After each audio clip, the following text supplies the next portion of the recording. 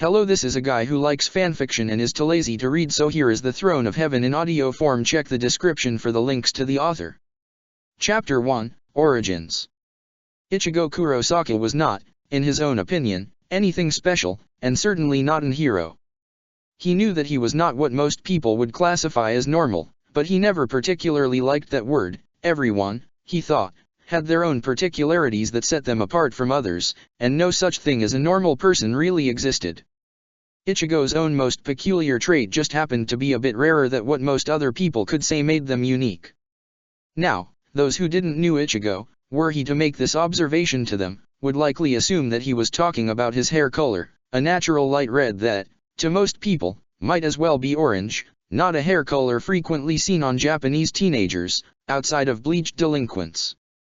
But that was really not Ichigo's most defining characteristic. Even putting aside that he knew a girl with hairs very nearly the same shade as his own, in several Western countries the color was, if not commonplace, at the very least quite widespread. No, the one characteristic Ichigo had which, as far as he knew, he only shared with his immediate family, his father and his two younger sisters, was much weirder. It was the fact that, from as long as he could remember, he'd always been able to see ghosts. It'd taken him some time to realize that this wasn't something other people could do, or even that he was seeing something unusual, although his idiot father refusing to explain anything to him didn't help on that front. The fact was that, most of the time, it was hard to identify wandering ghosts from random passers-by. Only when close enough it was possible to see the golden chain that sprouted from their belly, and was as a result often partially hidden by clothing, poking out from under them unobtrusively, and anchored them to the location they'd died at. So, if not paying attention to the fact that the other people on the road completely ignored them, ghosts were surprisingly easy to miss. They all looked somewhat sad, often mentioning their loved ones or homes they missed, but rarely were around for more than a week. Those few that Ichigo met more than once, generally those standing along the roads he walked through daily, tended to just disappear within the span of 1 or 2 weeks, probably going to whatever the afterlife was like. He wasn't sure why it took some time for it to happen. The ghosts themselves, when he'd asked, certainly didn't know either, but he'd long ago stopped to question it. Still, he sometimes felt bad about the ghosts' loneliness, and would stop by some of them to chat and, when he could, help alleviate their suffering and boredom. Just that morning, he'd scared away a group of hooligans that had been vandalizing a plaque and vase of flowers commemorating the place where a young girl died in a car accident. Despite being grateful for the help, she'd clearly looked downcast at it all, which was why he'd decided to stop by the girl's plaque on his way back from the dojo to see if she was feeling better, despite it already being dark outside. What he hadn't expected was to find a monster standing there, holding the little girl from the neck. It was a creature unlike any Ichigo had ever seen before, at least 3 meters tall, big, and hulking with black fur covering its entire frame and giant, curved red horns sprouting from its head, and in place of a face, it had a mask over it that seemed made of white bone, with red stripes departing from all around the left eye and covering the entire left side of it.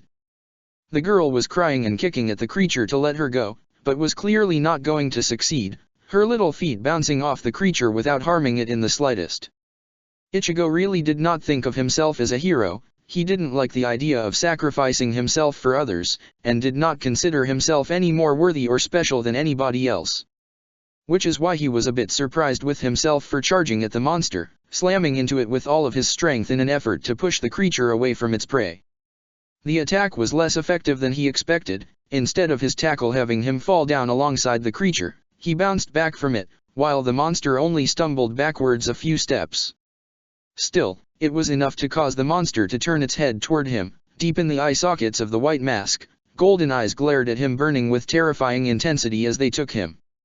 But the scariest thing of all about the monster was the large hole in its abdomen that did not seem to cause the creature any pain, and didn't even look like a wound, just a spot of pure emptiness somehow brought into existence in the middle of the monster's body. Ichigo could have run, but the sounds of the kid crying stopped him. If he did, what would happen to her? Seeing the creature in front of him, he doubted it would be pleasant.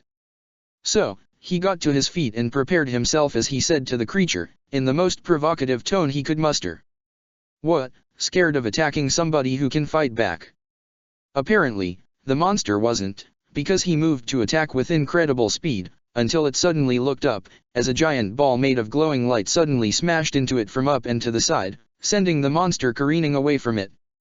A moment later, a woman landed in front of Ichigo, a girl, really. He didn't think she could be more than 1 or 2 years older than him at most, and she was certainly shorter, wearing a black kimono and with 2 katana at her belt, which actually sported a somewhat incongruous pouch attached to it. There was a seriousness to her expression that made her look older, however, and when she spoke, her tone was cold and filled with determination. "You should leave. Your soul might be strong enough to interact with it, but if you don't have some sort of special attack or something, you're not going to be able to really hurt and hollow."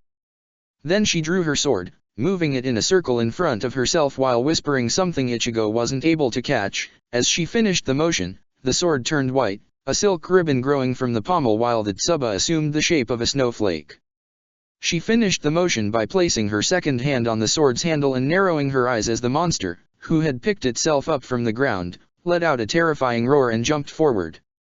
She jumped backwards, vaulted, really, her movement describing a backward arc into the air as she went, and a bridge of ice formed along the path she'd traveled, causing the monster to smash straight into and then through it, its downward momentum causing the creature to barrel through even as it screamed in pain from the many ice shards embedding themselves into its body.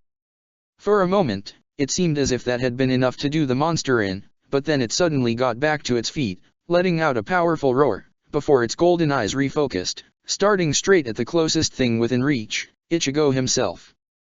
And then, before Ichigo had the time to react, it moved.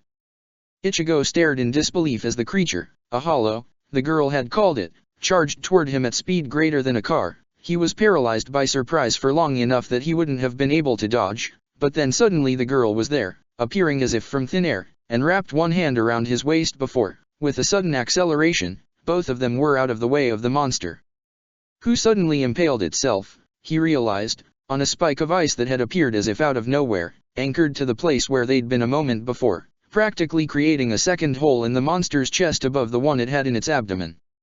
He was dropped to the ground, and his years of martial arts training finally kicked in, allowing him to land on his hands and feet. His eyes moved to the girl, who had turned to the monster and seemed to be preparing to attack it, but before she could, the creature grabbed the spike from the base, breaking it, and then ripping out a great part of it toward the two of them in a hail of deadly projectiles.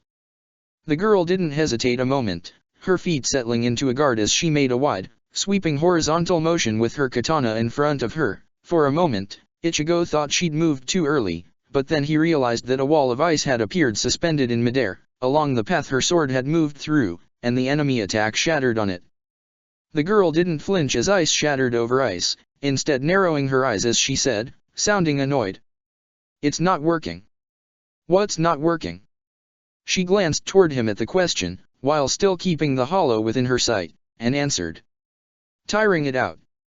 I hoped it would make a mistake if I dragged the fight on, but it seems to be smarter than expected. Probably it's older than I thought it was. It would explain why it's recovering so fast."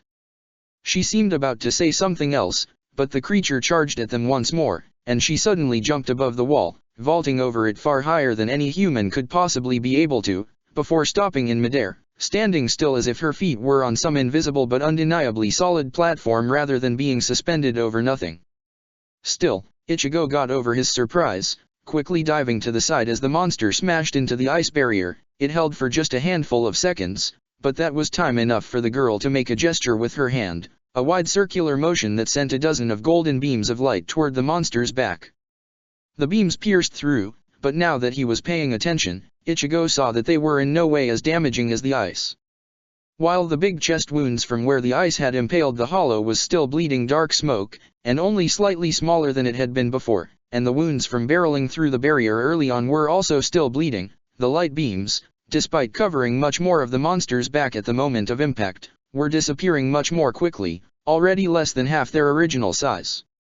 Now that he'd removed himself from the battlefield, the hollow seemed to have lost any interest in Ichigo, as it turned its mask to the sky, the golden eyes fixing on the girl, before suddenly coiling on itself and jumping upwards. The girl's eyes glinted with satisfaction at that, and at the last moment, she rolled out of the way in midair, dodging the monster's grasping arm by a hair before slicing with her sword through it. The cut was immediately covered in a film of ice, which stopped the regeneration even as the girl turned on her feet, aiming her sword at the monster and saying, her tone deadly. Fighting a Shinigami in the air is a beginner's mistake, Hollow. You seemed smarter. The golden eyes of the Hollow glinted with malice as its jumping momentum reached its apex, and just as it began falling, the portion of the mask that was a mouth opened, and the creature spoke. I am. That was when a sudden red glow erupted from the monster's closed fist, which it had been hiding behind its back, and a beam of red energy shot from it and through the wound the ice had left in the monster's chest. The girl was caught completely by surprise by it, eyes widening even as she instinctively moved her sword in front of herself, creating a shield of ice that was smashed to pieces by the beam, but slowed it for the half a second necessary to let her make another circular gesture with her other arm, creating another barrier, this one made of golden light and just millimeters from the girl herself.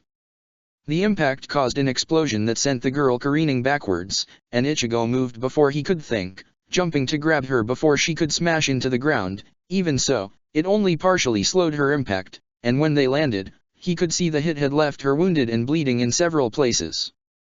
The girl got back to her feet with a deep breath, then shook her head and glared at him before saying, with a hiss, "Why are you still here? Run away while you can." Ichigo frowned at that, and shot back. "Is that any way to thank people for helping you? You can't help, you're just going to get in my way if I have to keep you safe." "Is that so?" The girl's eyes widened, as did Ichigo's own, because that hadn't been him speaking. He turned his eyes toward the Hollow, and saw that the monster was back up on its feet. It didn't seem to have been hurt by its landing, and it was ripping apart the coat of ice over its wound with its remaining hand, even as its golden gaze focused on the two of them. It chuckled, a dark, gurgling sound that sent shiver rippling down Ichigo's spine, and then commented, "Well then, let's see if that is true." Then, with reflex so quick Ichigo only barely managed to follow the movement, the Hollow crouched, grabbing its own severed arm from where it fell on the ground, and threw it at Ichigo with strength enough to make it spin. Ichigo dodged to the left, managing to avoid the hit completely, while the girl behind him raised her sword, causing the arm to impale itself on it, and only then did the two of them realize the Hollow had charged after his own attack, smashing the swordswoman guard aside with his remaining arm before impaling her with his horns. The girl's eyes widened in pain, and the Hollow took advantage of her moment of hesitation by grabbing its own severed arm with his remaining one before shaking his head to send her flying. Clearly, he'd hoped doing so would have disarmed the girl of her sword, but she somehow managed to maintain her grip, dislodging the sword from the arm instead as she was flung away and smashed against the wall of a nearby house. Ichigo rushed to her side, but even as he did, he saw that she seemed to have taken less damage from the impact than he would have expected. What was worrying were the deep wounds in her abdomen caused by her impalement. Still, the Hollow didn't seem intent on following up his own attack, as he finished removing the ice covering his wound, and then placing his arm next to it, and Ichigo felt a cold dread wash over him as the dark smoke bleeding from both wounds, that on the monster's shoulder, and the one on its severed limb, mixed together for a few moments, and eventually, the dark furred flesh did as well, slowly reattaching the limb, although Ichigo could see it had not regained mobility yet. Next to him, however, the girl hadn't stood still, instead having grabbed the ribbon of her sword on her mouth to allow her to move both hands in a double circle, and when she completed it, a giant sphere of glowing fire shot forward. The Hollow tried to jump to avoid it, but due to how focused it had been on healing itself, it was too slow, and was slammed away by it. The girl in the black kimono dropped the sword from her mouth, catching it in her hand as it fell, and then said, in a dark tone, "I can't defeat it on my own, not as wounded as I am, and I don't have the time to heal myself." What is your name, anyway?" "Ichigo Kurosaki. I'm Rukia Kukaki, and if you still want to help, I'll take it." Ichigo nodded, determination entering his eyes, even as he asked, "How do we beat that thing? It keeps healing." "You need a Zanpakuto, and to strike at the mask. A dead center hit to the mask will take down any Hollow, no matter how powerful. I can give you the opening you need, and as for the Zanpakuto, here." She drew the second sword at her side, and Ichigo saw that it was shorter, a daito rather than a katana, had a black blade, and a crossguard with 4 prongs sprouting from it and bent into the shape of the manji symbol, as well as a small chain dangling from the pommel. She offered the handle to him, and after he grabbed it, she pushed the tip of the blade into one of her open wounds, letting out a grimace as she did. Ichigo's eyes widened at that as he tried to retreat the sword back, hissing. "What are you doing?" Rukia grabbed his arm, keeping the sword in place and spoke back. "Just do as I say. Close your eyes, focus on the sword, and you should feel an absorbing ability within it. Try and use it to draw power to you, it should come natural if you just try." Ichigo followed her commands, and he could feel a connection of some sort with his mind. It was weird, but he did as she'd asked, and he could feel the connections strengthening, anchoring it to him with a sudden burst of power. He felt stronger and more energetic the very moment it happened.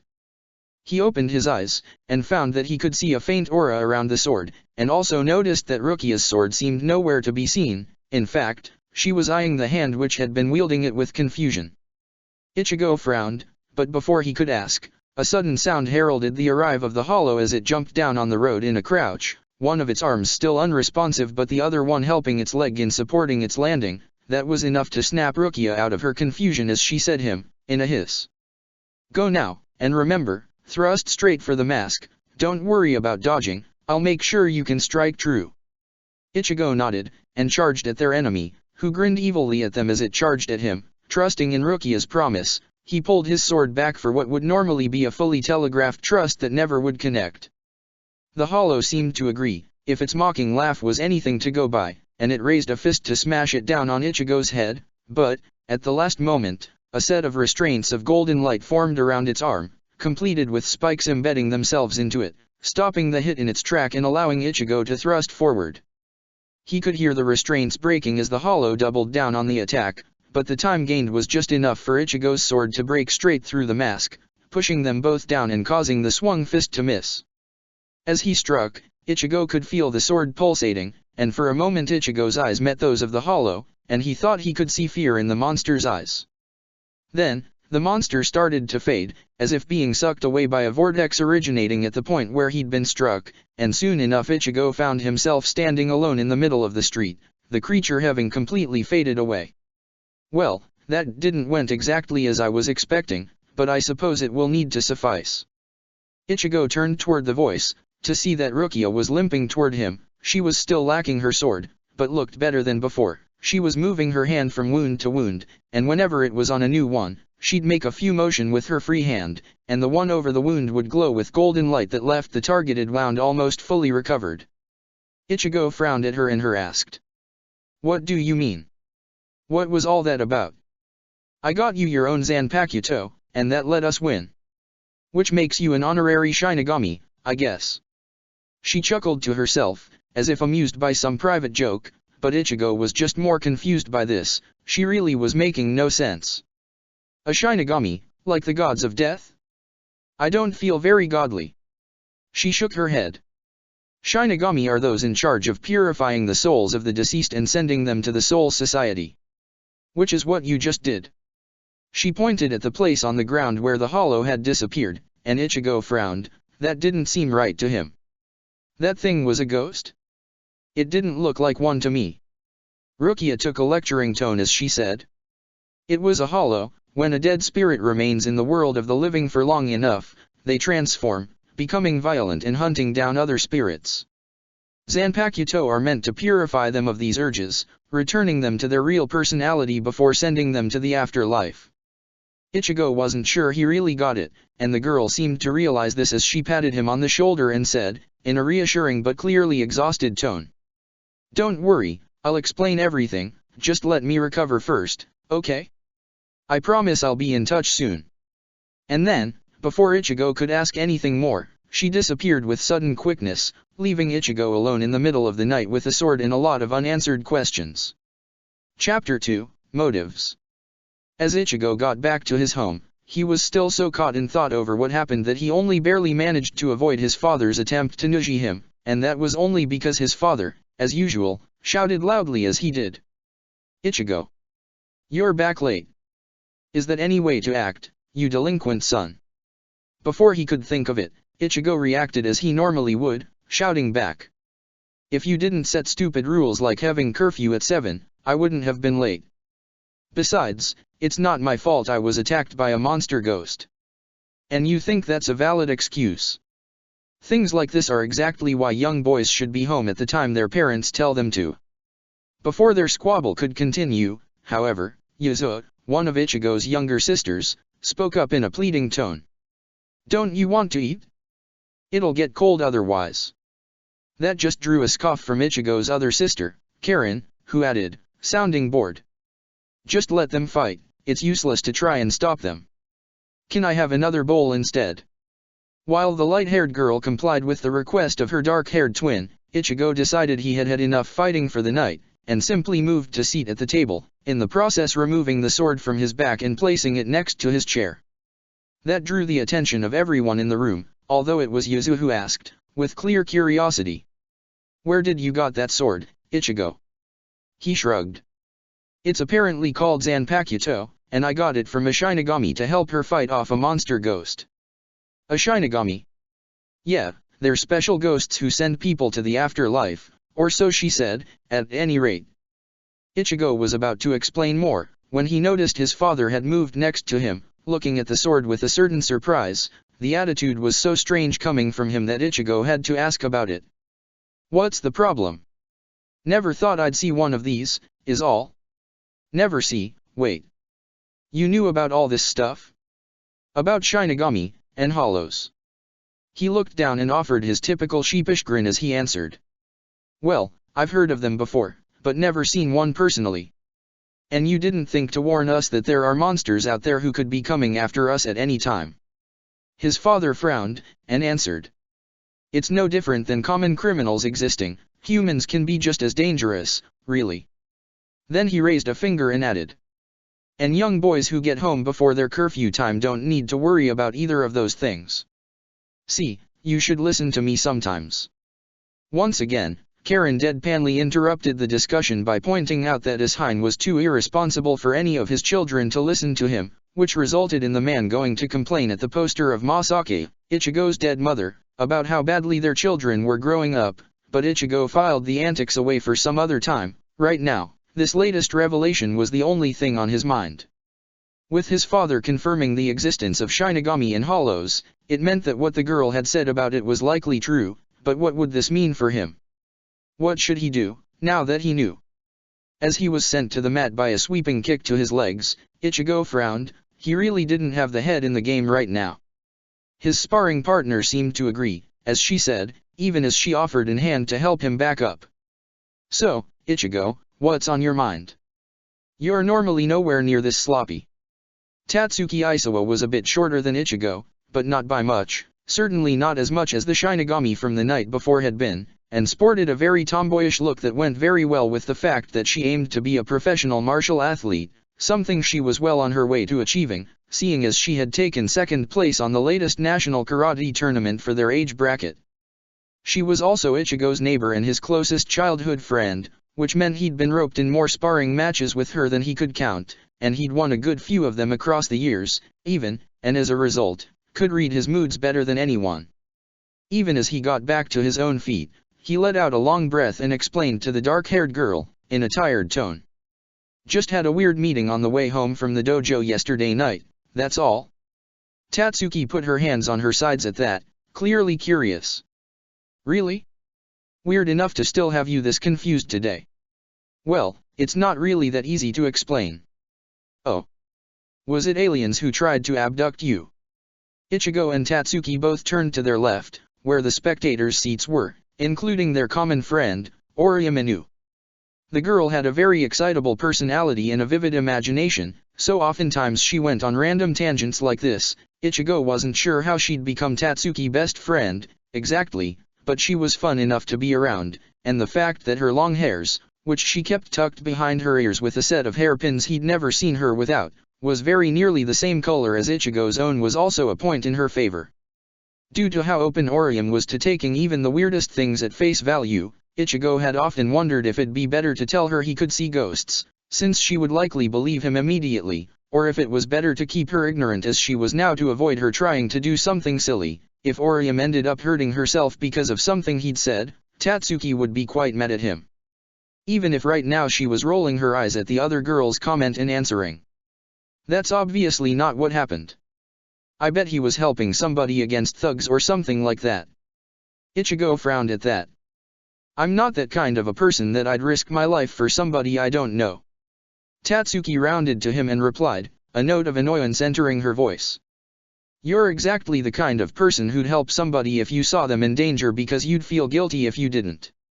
Why do you need to act though? Do you think that makes you cooler somehow? I think Ichigo is really cool, actually. Tatsuki let out an exasperated. Of course you would, Orium, but that's not the point. Then what is? The point is that it's useless for him to deny that he would help somebody who needed it, when we all know he would. Indeed, even when I said I didn't need him to, he kept helping anyway. He's very stubborn. Ichigo had not been paying attention to the back and forth between Tatsuki and Orium, using the respite to stretch and recover after the trashing the former had just given him, but he turned as he recognized the new voice. Sure enough, it was the girl from the night before, Rukia, looking even shorter and younger next to the much taller and more well-endowed Orium. She wasn't wearing a kimono this time, however, but instead a casual black one-piece dress that reached just past her knees. She waved when Ichigo's eyes met hers, then turned back to Tatsuki and went on, in a very sweet and friendly tone. But really, he was a great help, you might even say he saved my life. Which is why I came here, to personally thank him now that I'm feeling better. Could I steal him for a few minutes? Ichigo supposed it made sense that she wasn't invisible to the others, if he thought about it for a minute. After all, she'd said he was a Shinigami as well now, and he wasn't a ghost, was he? Still, somehow, it felt wrong. For some reason, he'd been so sure that, when he'd seen her the other night, she was a spirit, not a physical person. Were his senses playing a trick on him? The whole thing was weird, but in the end, the only way to clarify it was to go to her and ask directly. She was here to answer his questions after all, might as well make sure of as much as he could think of about this whole situation. Tatsuki seemed curious about Rukia, but nodded and answered.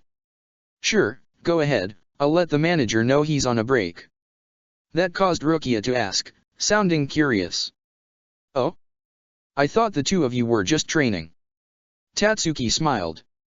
We are. Ichigo works here after school as an assistant teacher, because he understands fighting very well. I'm better, but that's because he has trouble really putting his whole effort into it.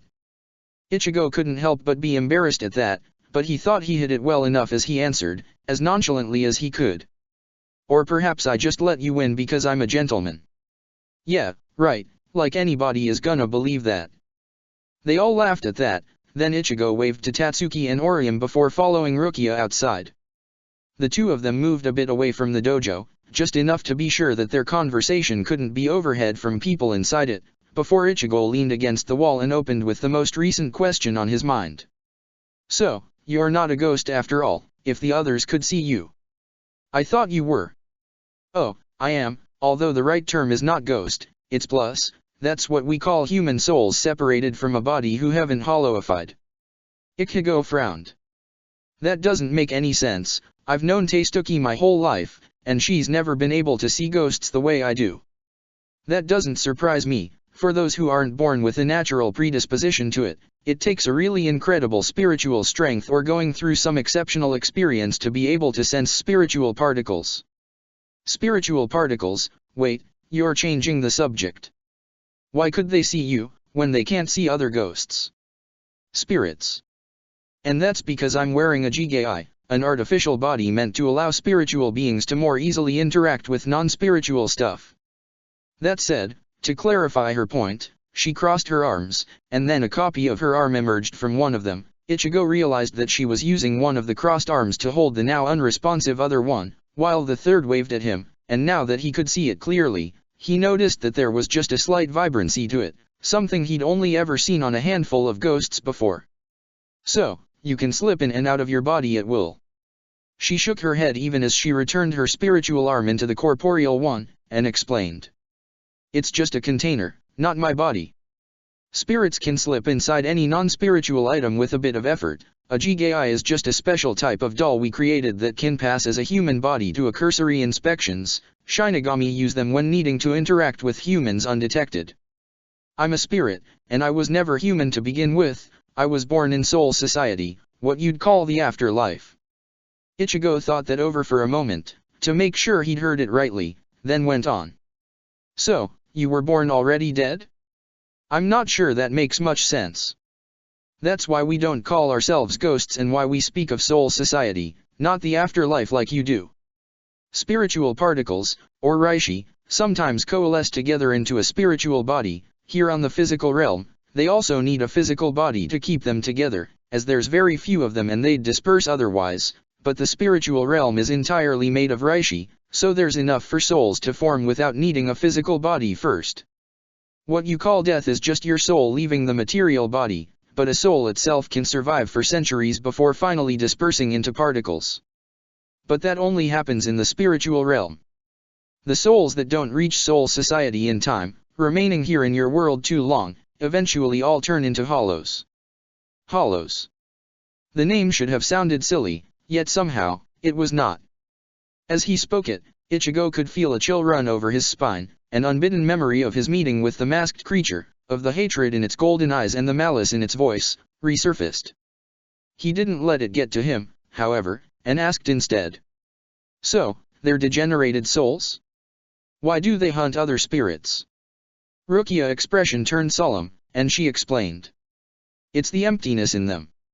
Souls who wait too long without passing on start to resent the world, and grow empty inside from a lack of positive feelings, as the negative ones consume all they have inside. And when there's nothing left, their heart is replaced by a hole, and they start hunting others to fill a void that is bottomless. That's what hollows are, and why we hunt them. And by us, you mean Shinigami. Right. So, what, are you Shinigami, like a police force of spirits keeping watch over other spirits and hunting hollows down? And what does it means for me, since you said that now I am an honorary one? He tapped the sword he'd been carrying on his back the whole day. It felt entirely too real, yet it behaved like a ghost in that nobody but his family seemed able to see it. He'd brought it to school without a single person even raising an eyebrow. Rukia looked at the sword, some weird mix of emotions fleetingly showing in her eyes for a moment. Ichigo wasn't sure if it was regret or satisfaction, envy, or longing, or something else entirely he could quite grasp, but then she returned to her previously serious expression and said, waving a hand. That was mostly a joke, it just means that now you have a Zanpakuto, you could do the same work as a Shinigami if you wanted to, but you're not a part of the Gotei 13, didn't swear any of the oaths or were assigned any task. I didn't mean anything by it. Ichigo nodded and said, trying to make it clear how serious he was being by his voice. That's good, because I warn you, I'm not going to be going around hunting monsters and risking my life just to make you happy. I would not let somebody get hurt if I'm there and can help, but that's not the same as going around looking for trouble. Rukia smirked as she said. I think there is a Shinigami's duty that you'll probably want to take on. Oh? And what's that? It's probably better if I show you. She motioned for him to follow, and Ichigo did. He only realized where they were headed when they rounded a corner and Ichigo found himself at the place of their fight, where he'd killed the hollow. Why are we here? For her. Rukia pointed, and Ichigo realized the girl who had been almost eaten by the hollow was still standing next to her vase of flowers. She smiled when they showed up, and immediately bowed, saying with gratitude. Thank you both so much for saving me. Rukia returned the bow, although from her it seemed very formal, as if she'd been drilled into it, and then answered. We only did what was right, however, I would like to help you more. Will you trust me? When she nodded, Rukia turned toward Ichigo and said, her tone serious. Well, this is it. Cut the golden chain. Ichigo was a bit surprised at this, even as he drew the sword, and asked, just to make sure. And this won't hurt her. The opposite. That's the chain of fate, which is made of all the memories a person made in life, each memory a link in the chain, thousands moments that bind them to the material words. Some people are capable of simply letting it dissolve, but for most, it keeps them trapped here, unable to move on and reach soul society, and eventually, they start to hate every link in the chain and all that it represents, the binding that holds them back here. I'm sure you understand where that leads to, right? To becoming an hollow, of course. Or at least, that was what Rukia had told him, and he couldn't see a reason why she would be lying about this. Ichigo turned his eyes to the small girl, who had followed the conversation and asked, confused. If he cuts the chain, I will go to heaven. Rukia turned to her and answered. Something like that. You will go to Soul Society, where the souls of the departed live. She seemed to have a sudden thought, and pulled a slip of paper from her pouch, writing something on and handing it to the girl as she added. Give this to the first person wearing a black kimono and a sword like this that you meet, they'll help you. The little girl nodded, even if she clearly had no idea what that might mean. Ichigo resolved to himself to ask about it later, but meanwhile, he just did as Rukia motioned him to, and with a single strike of his sword, severed the golden chain in two. Immediately, he felt the same drawing sensation forming as when he'd struck the hollow, except this time it was much quicker and less powerful. The vortex formed for barely a fraction of an instant at the point where his sword had struck the chain, and then both chain and girl were gone and the portal was closed. Ichigo sheathed his sword again, then turned to Rukia and asked, honestly curious about the whole thing. So, is this what you do with your time, go around the world and send souls to the afterlife? It's what the Shinigami assigned to the material world do, and like any routine job ever, they work in shifts, nobody does it all day long. But I personally don't really do it. I'm not part of any of the 6 divisions who are tasked with keeping watch on the material world and monitoring the flow of hollows. Ichigo frowned, that wasn't what she'd said before. 6? Didn't you said earlier Shinigami are organized in 13 squads? She nodded. I did, but only half the organization works in the material realm. The other 7 divisions mainly have tasks revolving around Soul Society and the spiritual realm. I'm from one of those, and am only here due to a very special assignment, which is the reason I wanted to talk with you, really. Oh. See, I am here on a secret mission. I need to retrieve something that was stolen from Soul Society by some very dangerous thieves, people who are working with hollows in exchange for power. The amount of damage they could do if we don't take back what they've stolen is impossible to guess at, but it would certainly be huge. Ichigo frowned. That sounds suspiciously like you're about to ask me to fight your battles for you. If these people are so dangerous, why didn't your organization send a big squad to catch them, instead of leaving it all up to you alone? Rukia shrugged, even as the two of them started to walk back toward the dojo, and answered. They are hiding, and we don't know where. I'm here to find them. Since you're a local, I supposed you might help me on that front. You don't need to fight, just be my guide here in Mortal Realm. Could you do that? Ichigo was unsure. This whole thing didn't look like it would be solved quickly, and he doubted it would truly be without any fighting. And besides, this whole thing's felt really haphazard. She was hiding something, he was sure of it, but would she tell him? The only way to know, Ichigo supposed, was to just ask. So he did. You really want me to believe that you had this important mission assigned to you, but had to rely on the first person you met as you guide here? That doesn't ring true to me. Is that really all? Rukia seemed surprised for a moment. Did he really look like that much of a stupid to her, but then quickly shifted to embarrassed and said. Well, the thing is, when I gave you the Zanpakuto yesterday night, it backfired on me. She pointed to his sword, and went on. That thing is a new prototype item created by the very captain of our research division, and it's called an Oswal. A selection? What sort of name is that? I didn't know what it meant. Anyway, it is a tool meant to empower people with a Zanpakuto without having to go through the normal years of training. It takes a lot of time for a Shinigami to build a connection with Zanpakuto. The hope was that this Oswal would simply copy the connection and make up one of its own. It'd speed up training immensely. And I take it that's not what happened. Well, it did work on your end. It gave you a connection with a Zanpakuto in bare moments. But it seems that, in copying my own connection, it also destroyed it, so I'll need to reforge that. I don't know how long that will take. In the worst case scenario, I might have to restart my entire training from the beginning, and that took about 30 years. 30 years? How old are you? She slapped him on the head so quickly he wasn't able to avoid it, which was impressive, since the only person he knew who'd actually have a shot at doing so was Tatsuki, as she said, her voice higher. That's none of your business.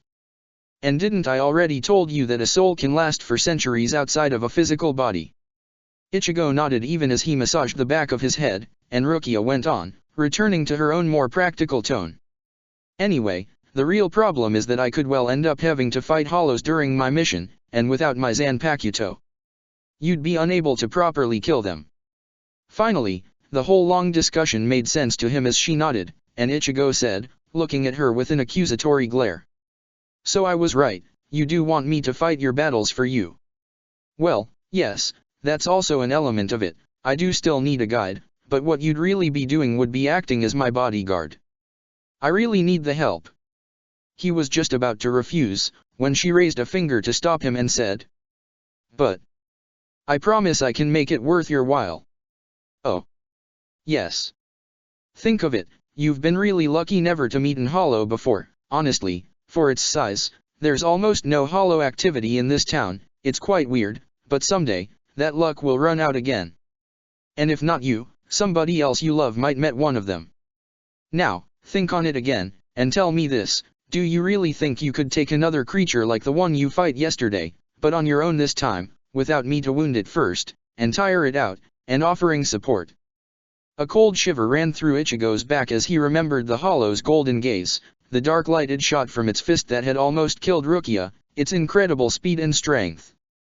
Then he looked again at her and said, trying to keep the worry out of his voice. And how does that relate to you? If you accept to work for me, I will train you. I'll teach you how to detect hollow from afar, how to improve your spiritual abilities to face them on even ground, everything you need to know to keep yourself and others safe. You have this power now, don't you want to know how to use it to its best? Ichigo weighed this up in his mind, and finally had to concede that it was probably the best course of action to take. He then returned to look at the girl with more focus, and pointed at her as he said, Alright then, but let's me make this very clear right now, if things gets too dangerous, I'm not going to simply risk my life for you. The moment I feel like you're dragging me into something stupid, I'm gonna say no.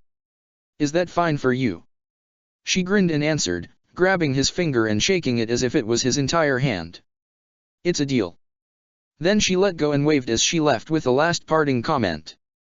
I'll see you tomorrow, you might want to go back to your friends now. Ichigo did, but even as he walked, he couldn't help but wonder if he'd thrown himself into something too big for him to handle, if this would turn out to perhaps be the greatest mistake in his whole life. Chapter 3, Bond. Hello.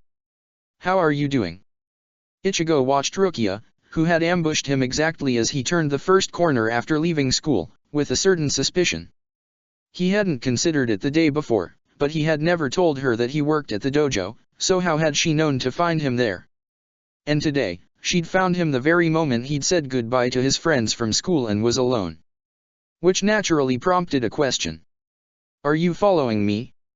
Of course not, although the cat I live with might be. He ignored her attempt at distracting him. After the first year of his friendship with Orium, he'd learned to ignore non sequitur in conversation, and instead asked again, more forcefully. Then how did you know where to find me? And yesterday, as well. She motioned for him to follow as she answered. That's one of the things I'm going to teach you. The two reached a nearby park, in a spot from which they could see the road but not be noticed unless by somebody who was checking the area specifically or detouring from the main road for some reason. Once they were there, she turned to look at him and said, So, for what I need to teach you, we'll need to remove your soul from your body. My lessons will be completely useless otherwise. Ichigo frowned at that. And wouldn't that kill me? Of course not, surely you've heard of people who had out-of-body experiences, right? This will be the same, you just need to learn how to walk in and out of your body at will. Ichigo frowned. That sounded reasonable, but even so. Didn't you said when we first met that my soul was strong enough I could interact with spirits with my own body? Why do I need to walk out of it then? Oh, that's because I can only teach you how to fight as a spirit. I've never learned either of the two martial arts that humans use, but I did went through several years of training at the Shinigami Academy over the 4 Shinigami arts. That is what I can teach you. But first, you must learn to walk your soul out of your body, or I won't be able to train you at all. Ichigo nodded at that, accepting that there was nothing else to do. Alright then. How do I do that? With meditation and practice, mostly, but for now, I'll just give you a hand. And she followed her words by pulling out of her pouch a pair of red gloves with a motif of black flames patterned onto them, wearing one while handing him the other. He looked at it with confusion, but as she urged him to wear it, he did. Then, she suddenly struck with a palm strike that pushed him out of his own body. Ichigo fell to the ground, and could feel his body just slightly going through it as he did, not deeply, but almost like everything was covered in a thin layer of water that he'd gone through.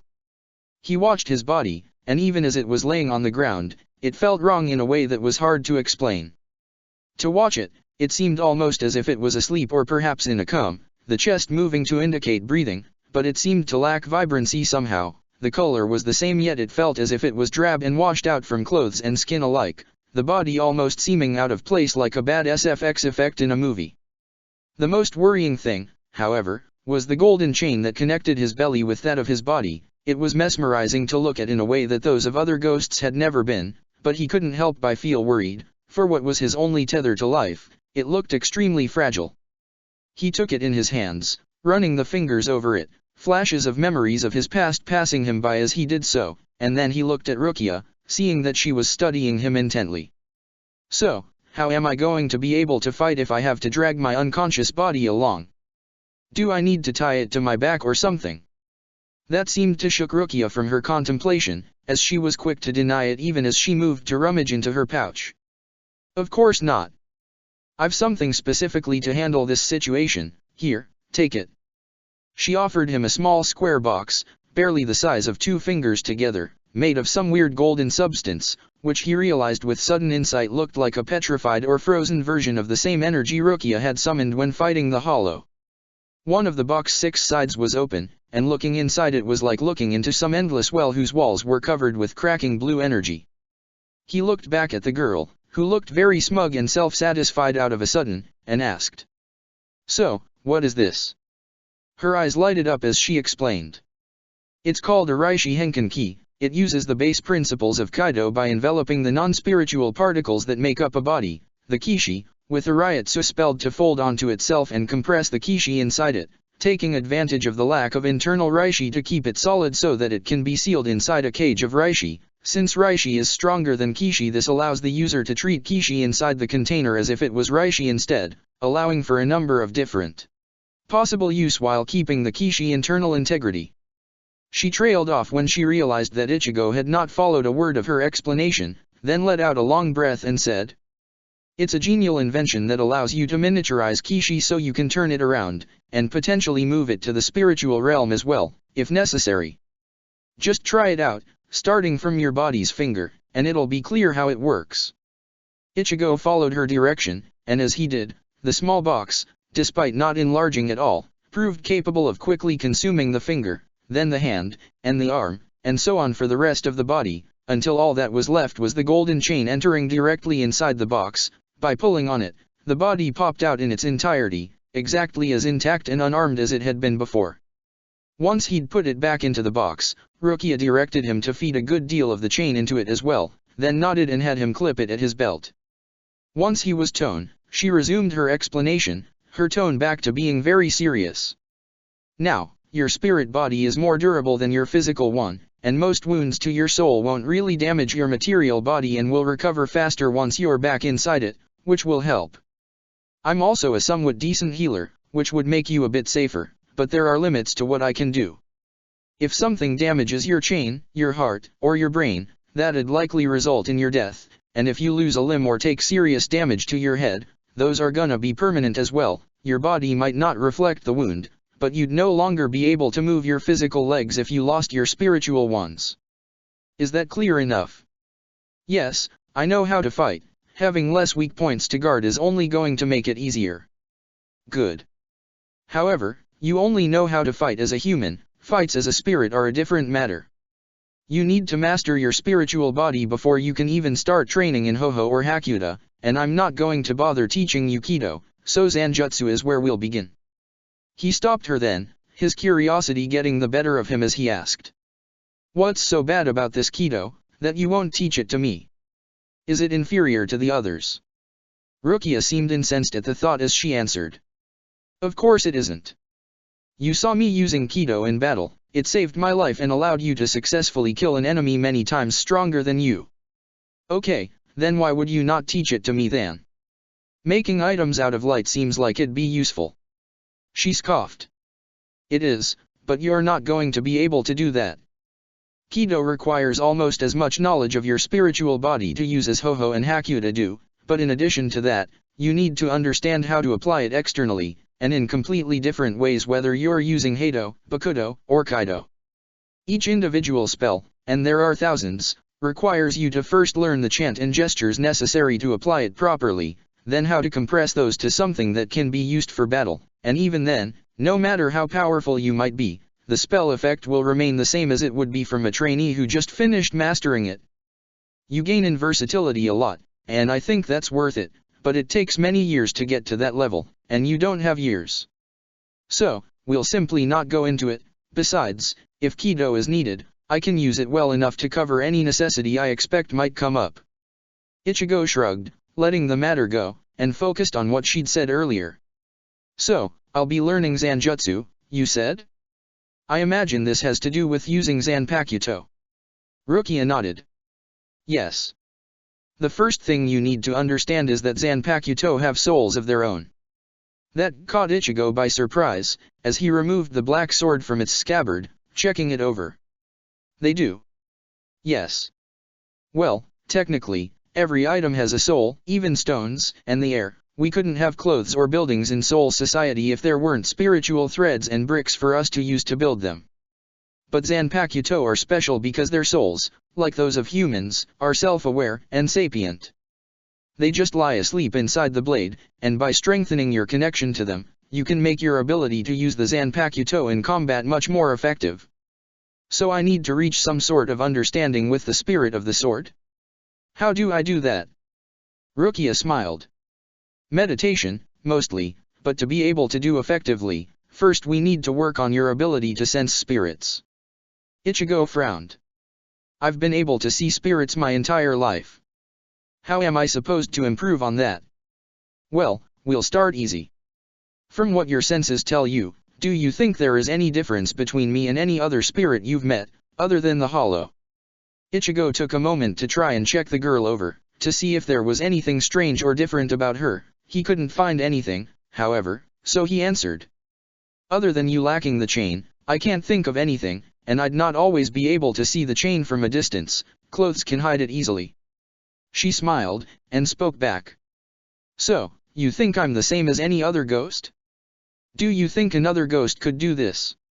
Ichigo opened his mouth to ask what she was talking about, but he coughed before he could speak as he felt his breath almost getting taken away, and he felt a sudden weight pushing on all of his muscles. Every motion felt like straining under heavy weights that had been tied all over his body, and every effort tired him immensely.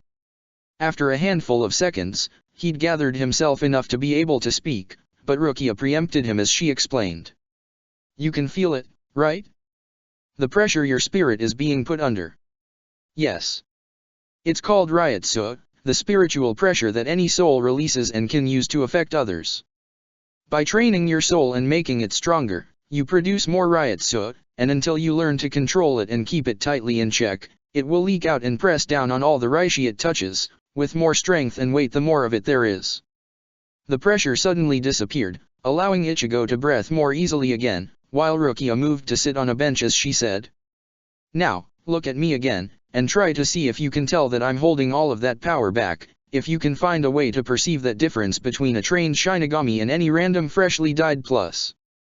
Ichigo nodded, and focused again, and now that he knew what he was supposed to be looking for, he could perceive it, sort of. It wasn't anything visual. Rukia still looked the same as she had before, but he realized that she seemed to draw more attention than her surroundings. The movements she made sounded just slightly louder than they should, and now that he was paying attention, he could tell that moving closer to her was just minutely harder than moving away, just that slightest bit more tiring. Yeah, I think I can see it now. It's like your spirit was leaving a bigger footprint in reality, isn't it? She nodded, and answered. In a sense, yes. I told you that spiritual bodies are made of Reishi, right? The thing is, Reishi is made of experiences, knowledge, emotions, feelings, all the things that souls are made of. So, by growing older and stronger and wiser, your soul grows more powerful, gains more weight and influence over the world. Ichigo couldn't help but be surprised by that. Sure, he could agree with the idea, but it seemed weird to have such a literal translation of it, and Rukia clearly noticed his disbelief because she went on, a bit of embarrassment entering her voice. Well, that's a bit of embellishment on my part, but it is true that emotions are a crucial part of how Reishi works. You know about Kishi and how it works, right? Atoms, radiation, all that. Ichigo was among the top 5 students in all his classes, chemistry included, so he nodded and said, I do know about that. I guess you're saying that Reishi works similarly, but I don't see how emotions play into this. It's very simple, instead of being charged with magnetic fields, Reishi is charged with emotions. Similar emotions attract each other, so Reishi charged with joy will attract other Reishi charged with joy, and repel Reishi charged with sadness. And this constant movements of Reishi can cause small shards of it to be released in the air. The waves of this are what your senses perceive, much like the reflected light is what makes you see. Ichigo nodded in understanding at that. So, you're saying that powerful souls are like lamps, they're much easier to see, and if you look too much, or they emit too strong a light, that hurts your eyes, isn't it? Rukia smiled even as she confirmed. That's a good way to put it. You friend is right, you're really good at taking complex concepts and explaining them simply, aren't you? Ichigo shrugged, then focused, and said. All right. So, how are we going to train me in perceiving more then? Oh, I have a tool for that. She rummaged in her pouch, which Ichigo was starting to suspect had some technology similar to the one that had allowed him to store his body inside a cube smaller than his fist from all the stuff she'd been, and passed to him a small tablet, with a flat screen much like one would expect of a radar. He looked at the item, which had a number of small lights scattered throughout it, and looked back at Rukia. If you have a detector for spirits, why do I even need to learn to do it myself? Because it's necessary for learning Zanjutsu properly.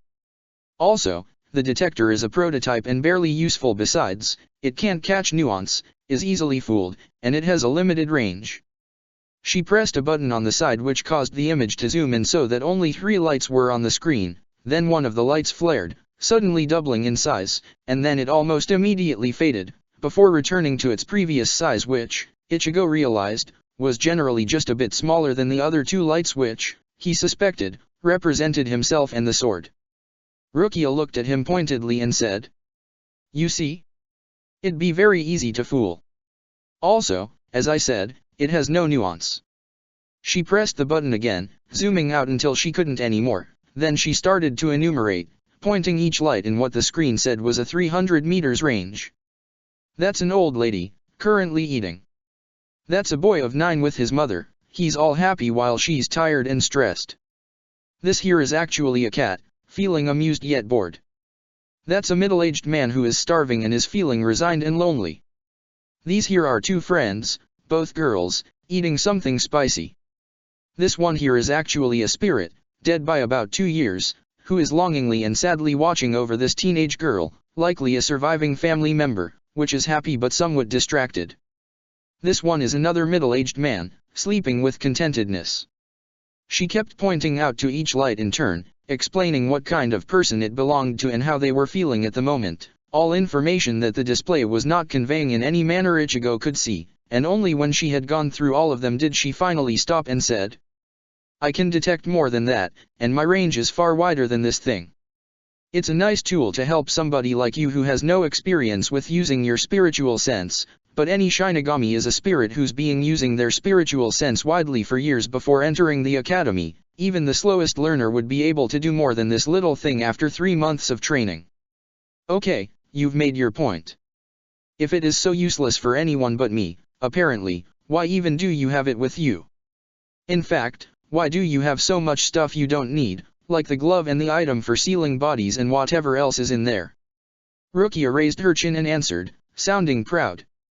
Because I'm the preferred field tester of the 12th Division, so I have all sort of experimental items always with me to see how they perform. You can't improve if you don't first find the failings. She then smirked with incredible self-satisfaction as she added.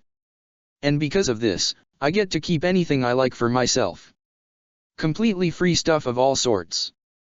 Ichigo wasn't sure what to answer to that, but luckily he didn't need to, because then Rukia clapped her hands and said, Right, let's get to it. For now, all you need to do is focus on the soul of your Zanpakuto. Once you can perceive it clearly, you should be able to get into contact with it, and we can see how to proceed from there. You don't know what we'll do after the first step? What sort of teaching plan is that? She didn't seem at all embarrassed at that, merely waving her hands as she explained. I really can't do better. I told you the Oswal is a prototype, it's never been used before. Ordinarily, Zanpakuto collect a little bit of Ryotsu from the wielder every day, and a small amount from any soul that they purify, and the personality of their soul is formed in a time frame of many years from those things slowly adding on to the original spirit, which is just that of an item, not really self-aware. But yours manifested with an already formed spirit, actually a very strong one, and it has a lot of similarities with that my own Zanpakuto had. I can feel them. I think it might have copied many details. If it even copied the level of development, it might have a Shikai of its own, and that'd speed things up a lot. What's a Shikai? A Zanpakuto release, the special power which is unique to every Zanpakuto. You saw mine fighting the hollow, it's how I could hit it with ice. Ichigo nodded. He could see how having that sort of power at hand would make it much easier to attack hollows, when he eventually ended up facing another one. Ichigo followed Rukia's instructions, closing his eyes, concentrating on his breath, trying to feel the difference in pressure between the sword and the air, as well as Rukia's own, which she occasionally increased by a bit to help him better get a feeling for it. Eventually, he was able to get a sense for the spirit. It almost felt like he could feel the emotion, what seemed like a mix of haughtiness, resignation, and disdain to him, and once he'd confirmed with Rukia that he was sensing it correctly, she had him reach for the connection. The connection with the sword had been a presence in the back of Ichigo's mind ever since it first snapped into place. It was easy to ignore, but she also undeniable, and he could feel how it increased his strength and stamina a bit just by being there, as if he has a force supporting him throughout the day. Now that he could more precisely perceive what was at the other end, however, he realized that he could perceive the small flow of energy along the connection, a minimal give or take that drew a bit of his energy into the sword and then had him draw something back from it in return. It was extremely easy for him to now follow the thread. Indeed, it was as simple as just letting himself be drawn in as well, and then, he felt himself be enveloped by incredible power. He opened his eyes, and he wasn't in Karakura anymore. Instead, he was now standing atop a large skyscraper, one of many that seemed to emerge from a flooded city. A nearly incessant amount of hail seemed to constantly pepper anything in sight, with block of ice floating along in invisible currents. The place where he was standing was one of the few where the hail was not hitting as ferociously, due to a rooftop cabin acting as a windshield of sort, but even so, Ichigo covered his head with an arm even as he looked at other person he was sharing the rooftop with. It was a young woman with pale skin, blue eyes, and long hair of a faint lavender color, partially tied up in the back in a long bun that fell behind her shoulders except for a strand between her eyes, parted on the left side of her head by a blue, star-shaped hair clip. She was wearing a white kimono with large sleeves and a long hem, a pale yellow-green obi wrapped around her waist and a large purple bow on her back, and over all of that, she was wrapped in chains that seemed made of a red energy that let off a eerie, menacing red glow. The chain themselves seemed to originate from under the roof, emerging from and returning to holes all over it, yet they didn't seem to restrict the woman's movements too much, for she was standing at her full height, just a bit more than Ichigo's own, and glaring down at Ichigo. He wasn't sure what to say to the woman, particularly with how she kept watching him like he was not worth her time, and after a bit, she spoke to him with an imperious tone. "Well, who are you, thief? Why are you even here?" Since he didn't know how to exactly explain his goal, Ichigo decided that starting with introductions was perhaps the best way to go about this. "I am Ichigo Kurosaki. What is your name?" The woman scoffed. "As if I would just part with dash." She suddenly started to scream in pain, interrupting her rebuke as the red chain's glow had suddenly intensified, flashes of energy running throughout the woman's body and causing her clear, visible pain. She tried to keep talking, as if arguing with some invisible enemy only she could hear, but the shocks of energy didn't relent, continuing to make her interrupt herself as pain became unbearable time and again. "I will not, my pride isn't, let a thief just, how dare he dash." Eventually, however, she lowered her head, having long fallen to her knees from the suffering she'd been put through, and the red flashes of light suddenly stopped as she said, "Fine. I am Sode no Shirayuki. Is that enough entertainment for you, or do you want more from me, thief?" Ichigo could make no sense of what was going on. He moved to kneel next to the fallen woman, offering her a hand in an effort to get back to her feet as he answered. I don't understand what's going on here. I was just trying to commune with my Zanpakuto spirit. The woman scoffed, refusing his help as she got back to her feet on her own, and then said, glaring at him. I am not your anything. If it wasn't for this chain holding me here, I'd have destroyed you already for daring to stand in my presence like this, like you had the right. My power was never meant for you. Ichigo frowned. This was looking more difficult by the minute. Rukia had given him no guidance on what to do if he actually did manage to speak with the sword's spirit, but surely they weren't supposed to act like this, was she? He decided to try again, speaking in as conciliatory a tone as he could find. Look, I'm not here to bother you or anything, I just came here to check what the spirit, you, I suppose, was like, and if I could, to get the power of Ishikai from you, because we thought that might speed things along for us by a lot. The woman stiffened at the words, and as she did the red light of the chain started to raise up in intensity, but if quickly returned to the normal level of illumination as she said, in a clipped tone. You spin the sword in a vertical circle, and command me to dance by calling on my name, that shall give you access to the power of my Shikai. If that is all you wanted from me, leave my sight at once. Every moment in which I share your presence is a greater torture than any these chain could ever dream up.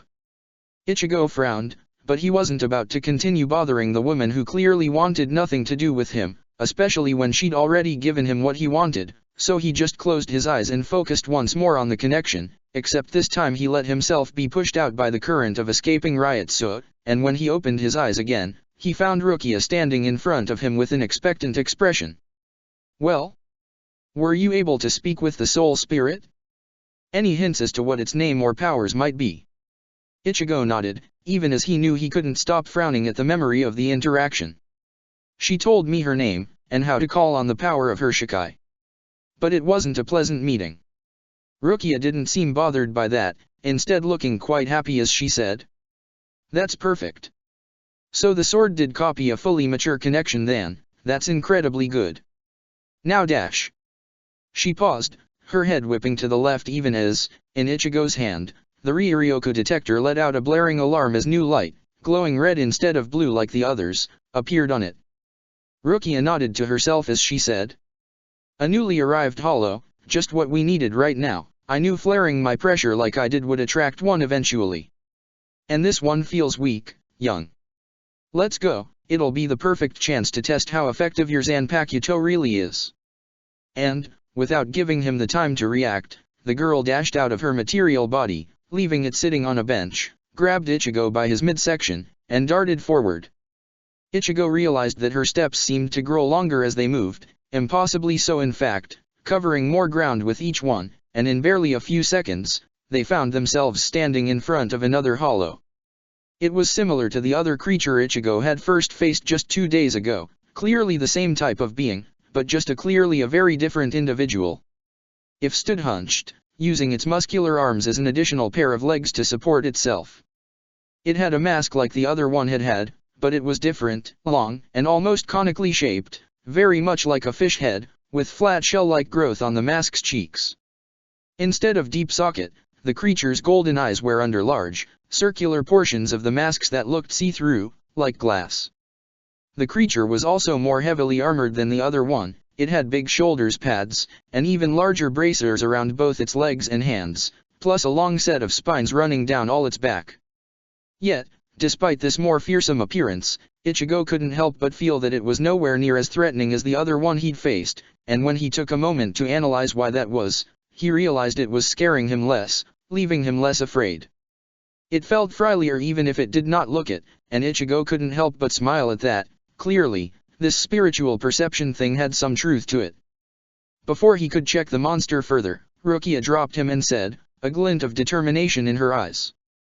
I'll distract it and push it in your direction. You release the sword and be ready. Once it's moving your way it'll try to attack. Use whatever power you've given to stop the attack, and that should give you enough of an opening to finish it at that point. Be ready. Then she vaulted in the air, once again using it as a platform to keep jumping in midair. The hollow roared and turned toward her, and with it distracted, Ichigo closed his eyes, took a long breath, then reopened them again and focused on what the woman in the sword had told him to do. Dance, Sode no Shirayuki. He spun the sword in front of himself, the movement somehow coming naturally to him, and when he finished, the sword transformed into his hands, the blade growing in length and turning white, as did the rest of the blade, the tsuba shifting itself into a snowflake shape while a white ribbon grew out of the pommel.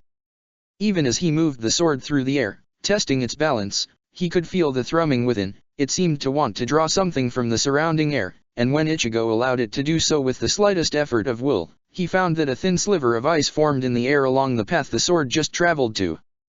It was pretty clear to him that the sword was draining heat away from what it touched, leaving anything frozen in its wake. He refocused on the hollow in front of him, who'd just been sent careening back by a giant golden fireball. It was left with its body smoking and an arm almost entirely charred, and while it was recovering from it visibly, the wound healing faster than the naked eye could track, it was still greatly weakened by it. Seeing this, Ichigo darted forward, ready to take advantage of the opening. The hollow noticed and struck with its stronger arm at him, and Ichigo reacted almost instinctively, as if suggestions were being whispered in his ears, moving his sword into a wide circle even as he dodged to the side.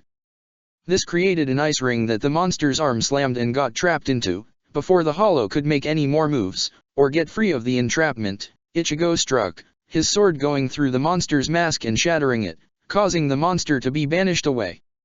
Rukia landed in front of him, a smile on her face, and commented, "Good work.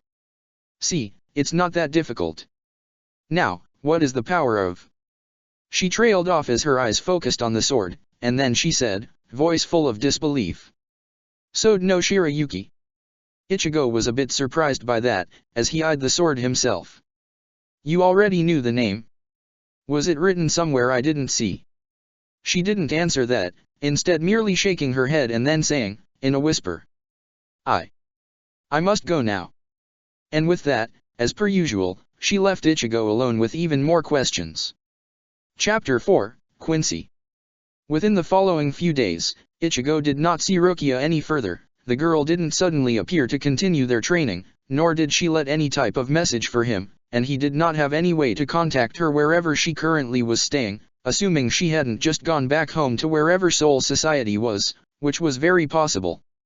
Having no other recourse, he continued to try and train himself into learning how to sense the spiritual power of the people around him, using the radar Rukia had given him as a mean to verify the result of his attempts. He found he could even practice while at school, as sensing pressure didn't require him to be a spirit outside of his own body, even if it did become easier when he was. He could just close his eyes and focus at any time to practice with his classmates, which was easier because he could more easily verify how well he was interpreting the information about their feelings, but it also led out to him learning a number of interesting things. The first was that his Zanpakuto, Sode no Shirayuki, was apparently the strongest spiritual presence in the school by a very large margin, having twice as much power within itself as the three most powerful human souls he could sense put together.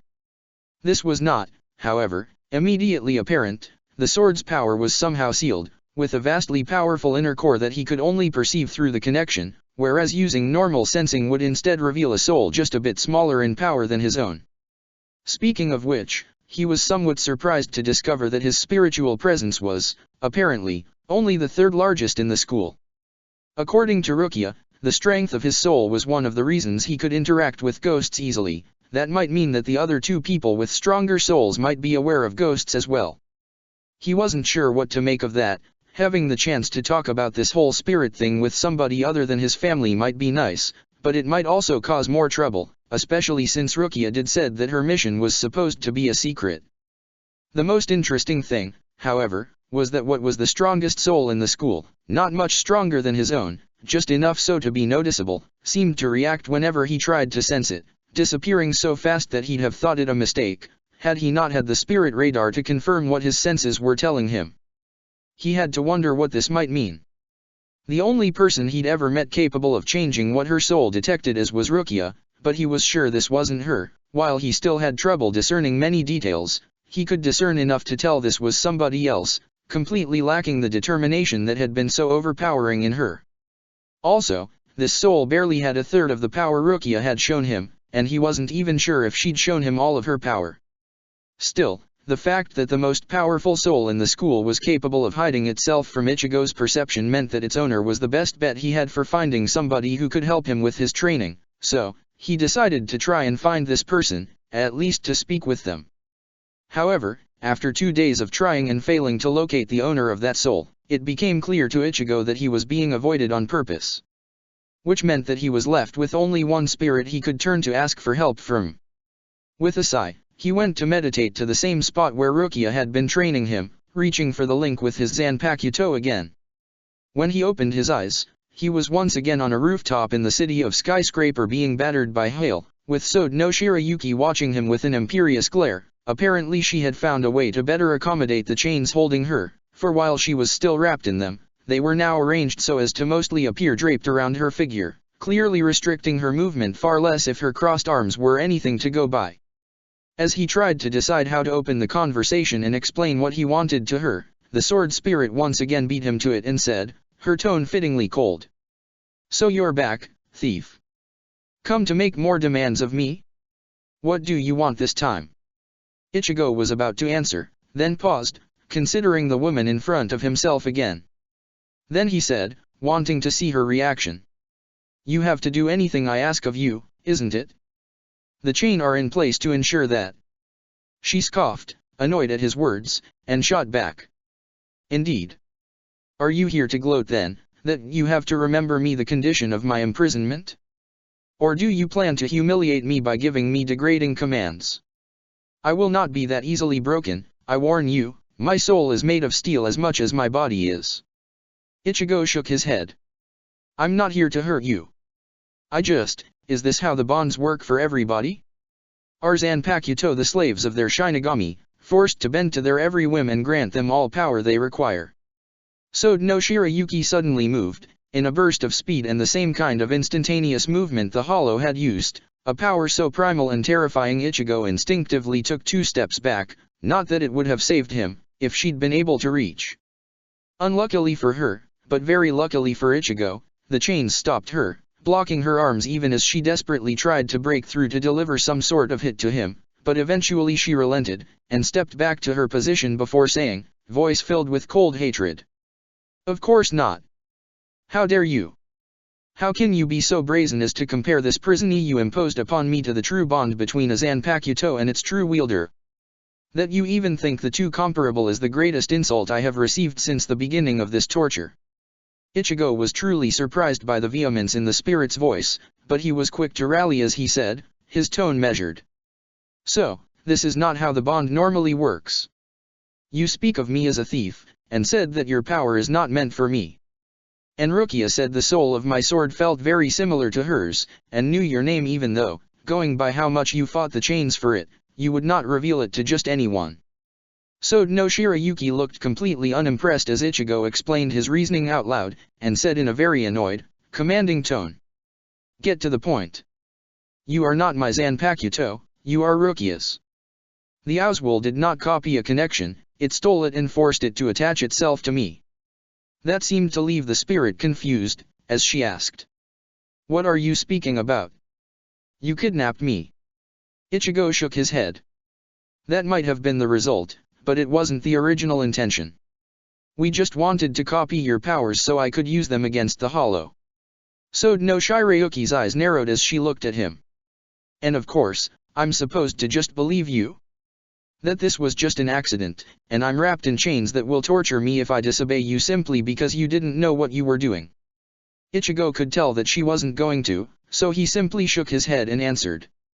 You can believe what you want, I will not force you into anything, but if you could help me with a few questions I have, that would be great.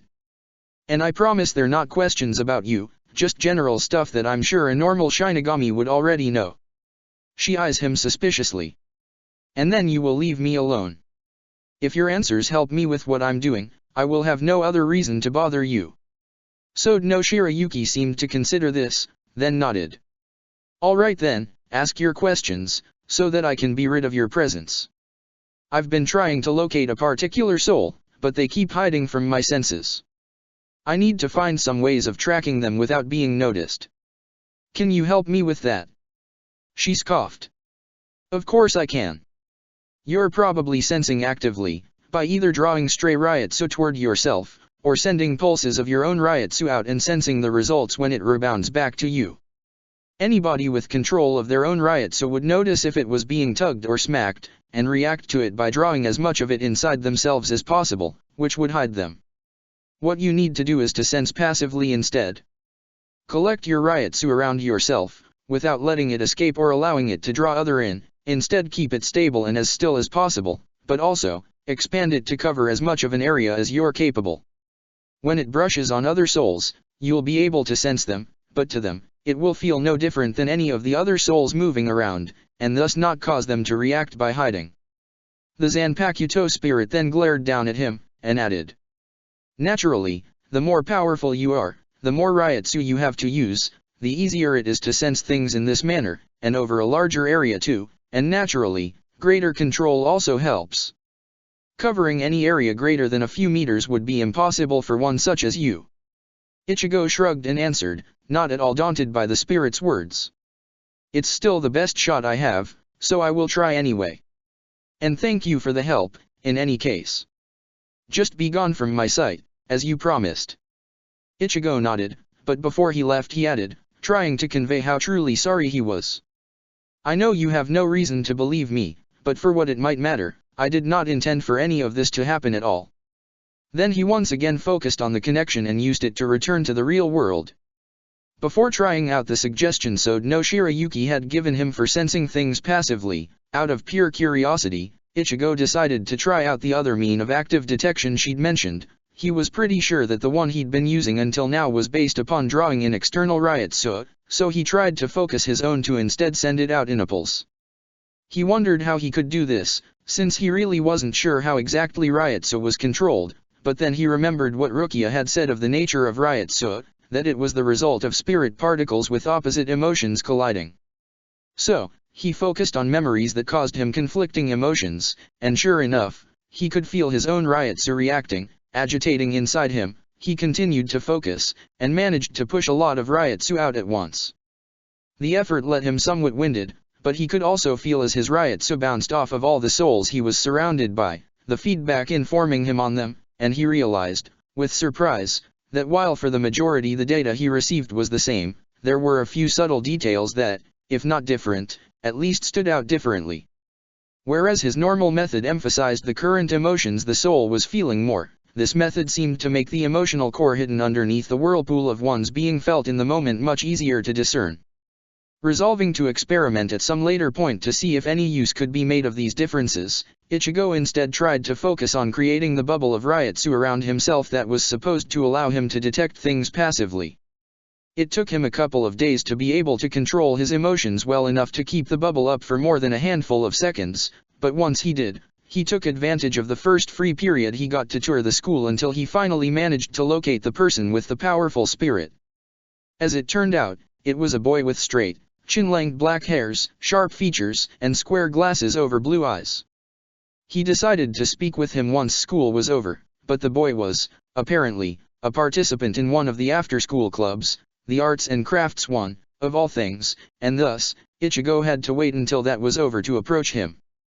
When the boy finally left, however, he wasn't alone either. Instead, he was speaking with Orium, and walked her all the way home, which surprised Ichigo somewhat. He followed them until the boy said goodbye to Orium on the door of her home, and only then did he went to meet him. The hope was to greet him, but the very moment he showed up, the boy turned toward him with a cold gaze in his eyes, and Ichigo could quite literally feel the boy's disdain as he let it filter to the forefront of his soul. I see you finally decided to reveal yourself, Kurosaki Ichigo. I was wondering if you wanted to follow me home. Ichigo frowned. How do you know my name? It wasn't hard to find out.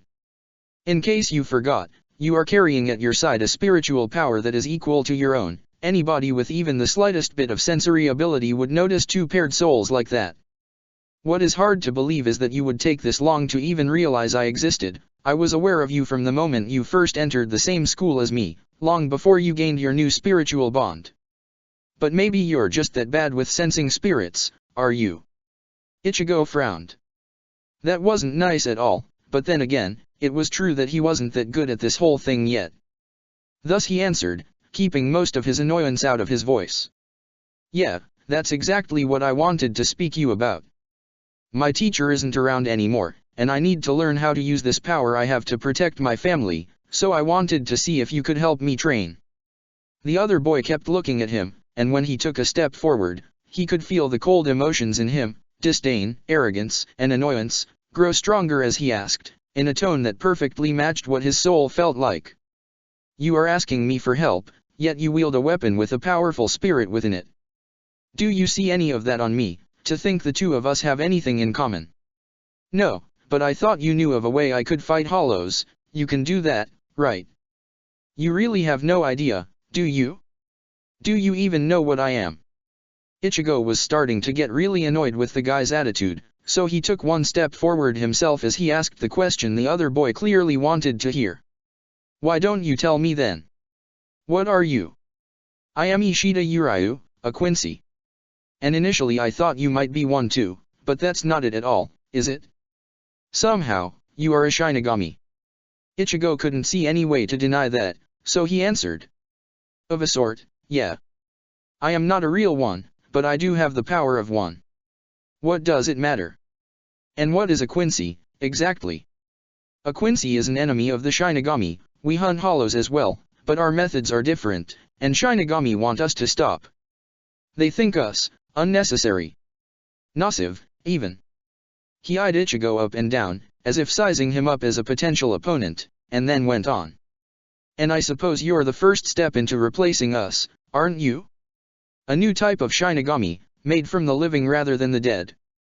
Ichigo honestly didn't know how to answer that, although it did seem plausible. Rukia had said that the Owswell was a prototype project meant to quickly train Shinigami in the human world, after all.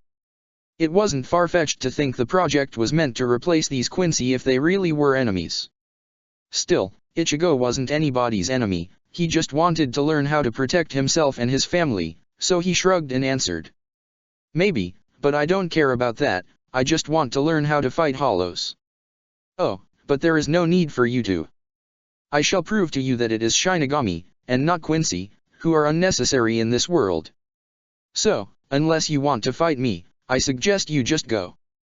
It was Ichigo's turn to scoff at Uryu, as he answered. Like I would let myself get provoked into a fight like that. You might have a grudge with Shinigami, but I don't have anything to do with it.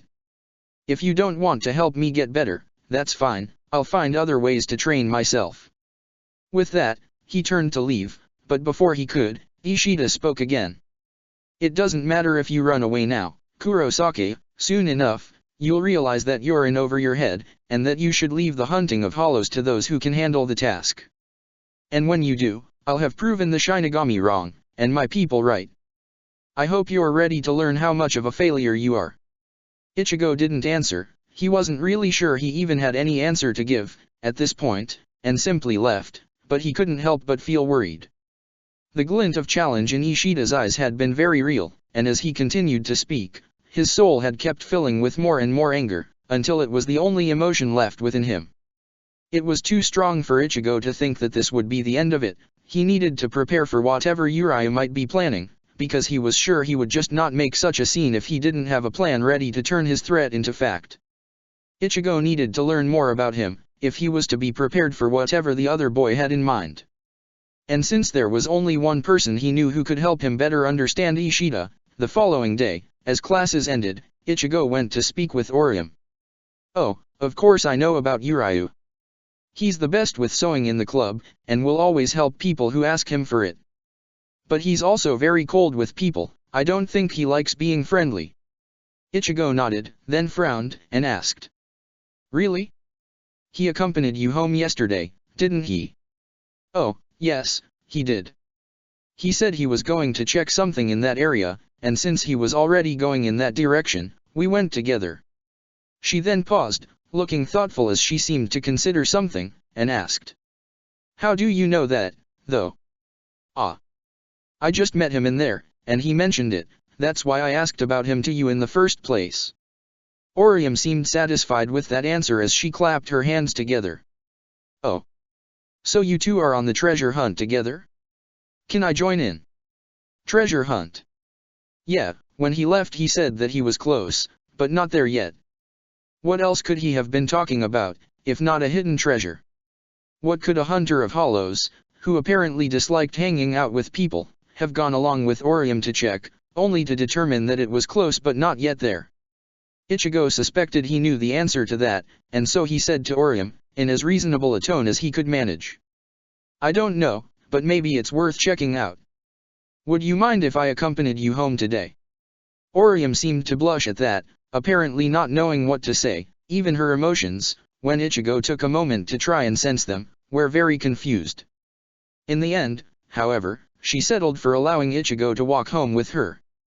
He tried to focus on practicing his sensing while accompanying her, paying very limited attention to her high-speed speech that seemed to be some tirade about marathons or some such, and sure enough, as he had expected, he found that Ishida was already in the area, apparently waiting patiently somewhere nearby.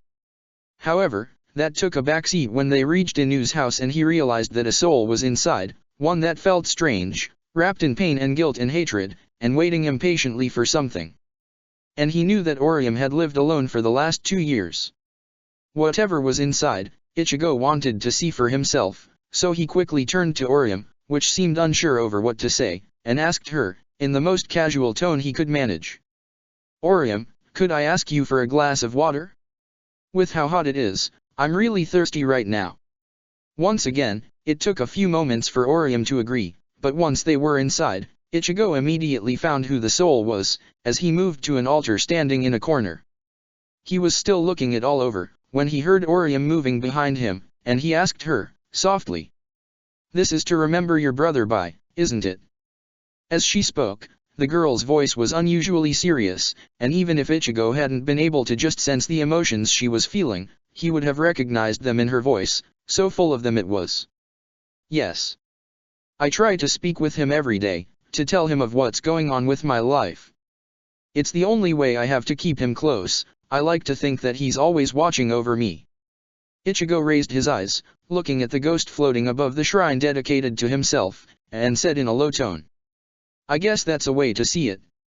The ghost floating over the altar had very little in common with the smiling man in the photos Orium had collected. While he was undeniably the same person, he looked gaunt and tired, and his clothes hung over a body that looked skeletal, like a man that had long been starving. In his eyes burned a fever and a deep hatred that were now focusing all of their intensity on Ichigo himself, as if only some old, nearly forgotten instinct was keeping the ghost from attacking him. But most worrying of all was the chain of fate. Instead of the normal golden color Ichigo was used to seeing it be, the chain was almost entirely black, every link deeply corroded and clearly damaged, cracking and screeching stridently with every movement the ghost took. Then, the ghost spoke, with a voice that only barely resembled what he'd had in life, deep echoes, and a rasping breathing entering it. Kurosaki Ichigo.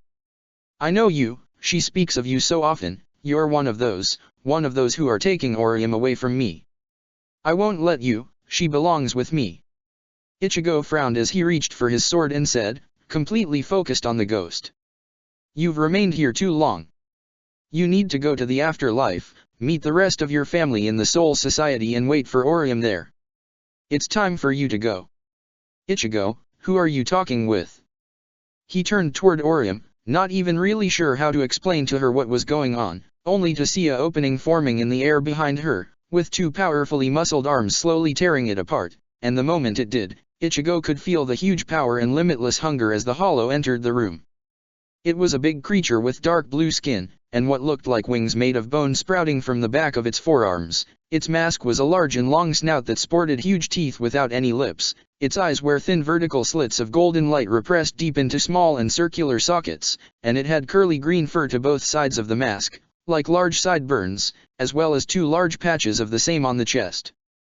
It let out a long chuckle as it finished emerging from the cut it had opened in the sky, letting it close behind himself, and then said, in a mocking tone. Come on, why do you want to send the friend here away? He's so close to discovering his true self. It'd be a shame to cut his journey of self-discovery short when it's so close to the end. Orium, move.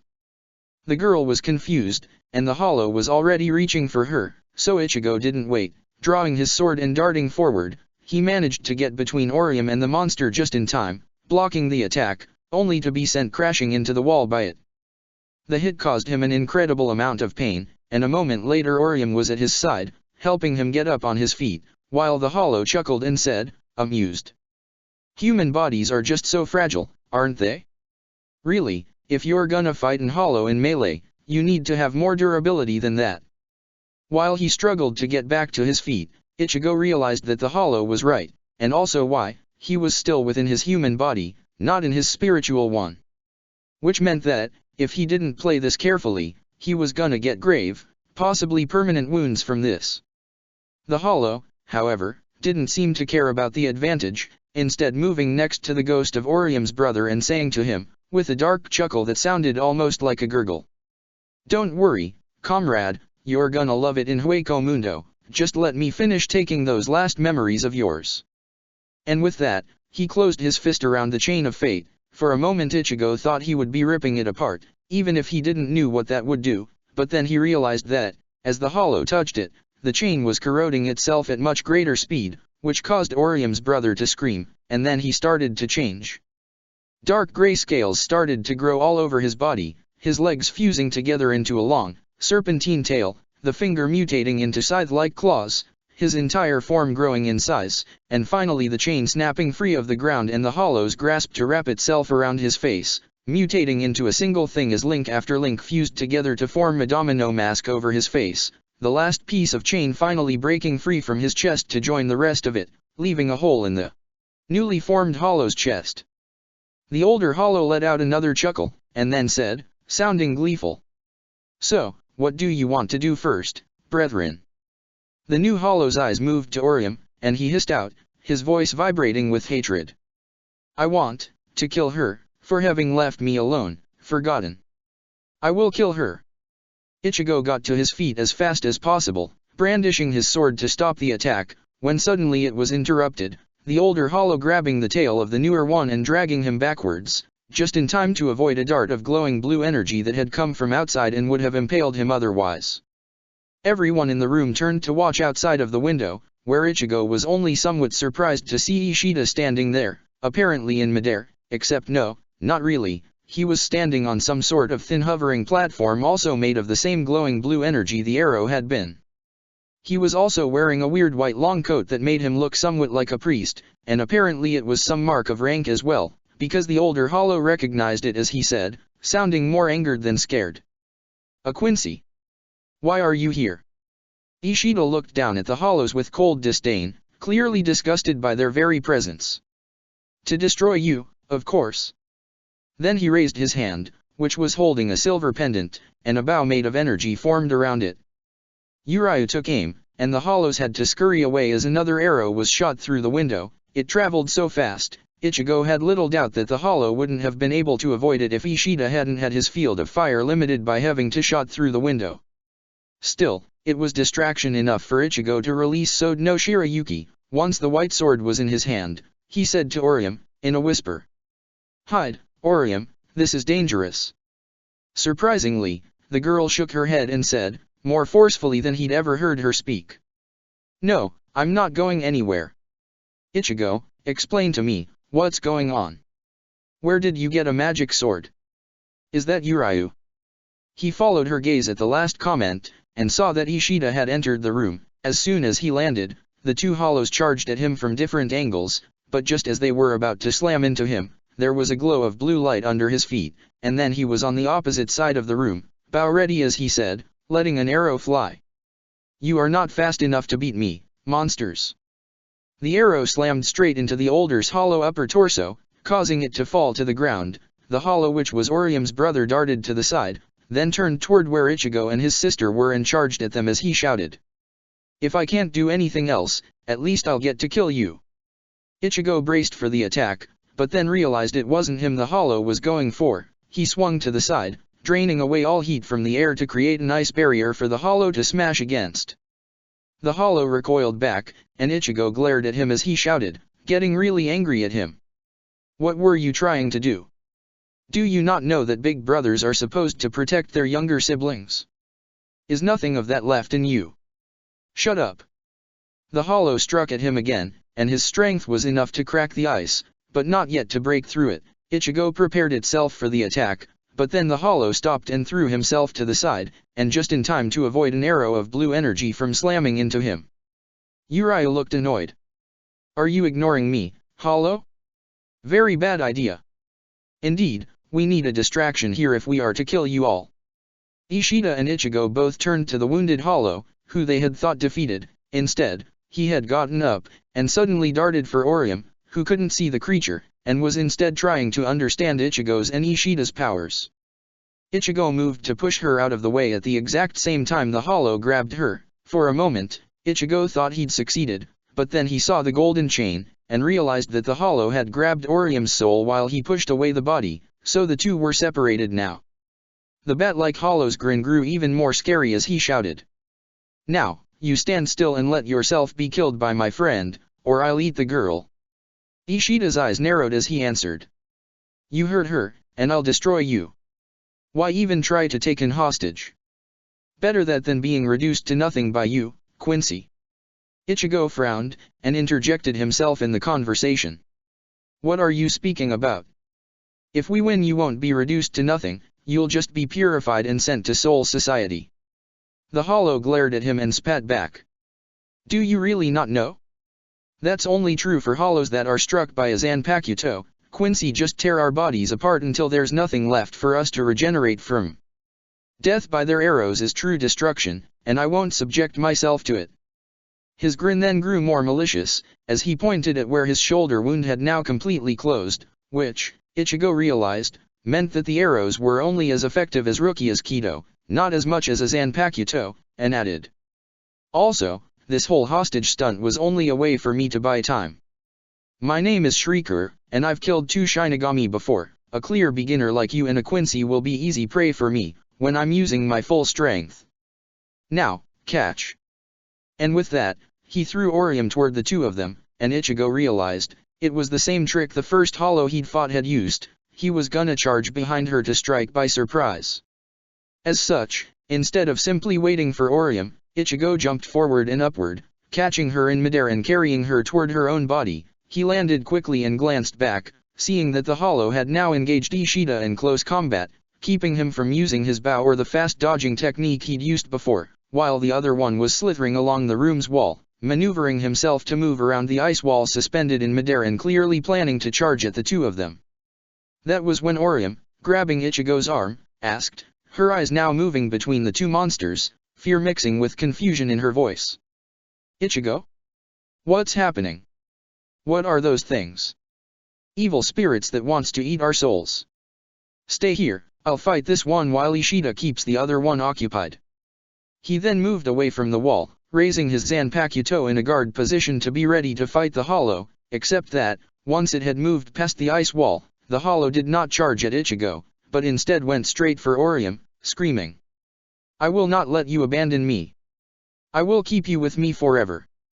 Cursing, Ichigo had to jump at the creature instead of waiting for it. His blade slammed into the wall just in front of it, causing the hollow to stop for a moment, and Ichigo used that to push away from the room's wall with all of his strength, draining away all the heat from the path his sword traveled as it dislodged itself from the wall, resulting in a new, thick ice barrier sprouting directly from the wall, boxing the hollow in. The creature jerked back at that, and Ichigo pointed his sword at him as he shouted. What sort of coward are you, to go after the unarmed person that can't hurt you, instead of facing the one who is actually ready for a fight? Those words seemed to strike a chord, for the hollow shrieked. Can't hurt me? She's done nothing but hurting me since the day I died. Do you not know? Back then, she came to speak with me every day, telling me of how much she missed me, how alone she felt without me there to take care of her, how she felt sad and lonely all the time because I wasn't there. But then she started to speak of her friend Tatsuki, and of you, Kurosaki Ichigo, every day, smiling more and more and more, always happier that I wasn't there, forgetting me, leaving me behind. She stopped loving me, who had done so much for her all my life. I can't forgive that. He tried to lunge forward, but Ichigo slashed his sword in an horizontal arc in front of himself, calling on Sode no Shirayuki's power. This time, he tried to control the heat-draining effect to shape it a bit, and as he'd hoped, the result was ice much thinner and sharp on the end. The hollow was, practically a blade that, due to its own reckless charge, the creature cut itself into. The pain was enough to make it recoil backwards once again, hissing at them. That was when Orium spoke, her voice trembling. "Brother? Brother, is it, really, you?" The snake-like hollow turned to watch Orium, who had gotten to her feet and advanced to the ice wall, placing her hand over it. The hollow moved closer to the opposite side of the ice barrier, and answered, his voice more emotional. "Yes. Can't you even recognize my voice? You've forgotten everything about me, replaced me with these friends, like him." He gestured at Ichigo, but Orium was quick to shock her head and shout back. "I never forgot you. I just wanted to show you, that I was happy, that you didn't need to worry about me. I thought that's what you would have wanted to hear." That seemed to give the hollow pause somewhat, worried it might be a trick. Ichigo used a pulse of Ryotsu to read his deepest emotions better. He could sense the maelstrom of dark feelings that the monster's soul was made of seemed to placate somewhat, and a sense of something different, hard to identify but closer to guilt than the hatred and rage that had been there before, rising within the creature as it placed its own hand over the ice barrier, at the same height his sister's was, and whisperer. "Orium." And that was when a glowing arrow of blue energy smashed through the ice wall and the hollow both, pinning him to the wall with a bone-shaking scream of pain.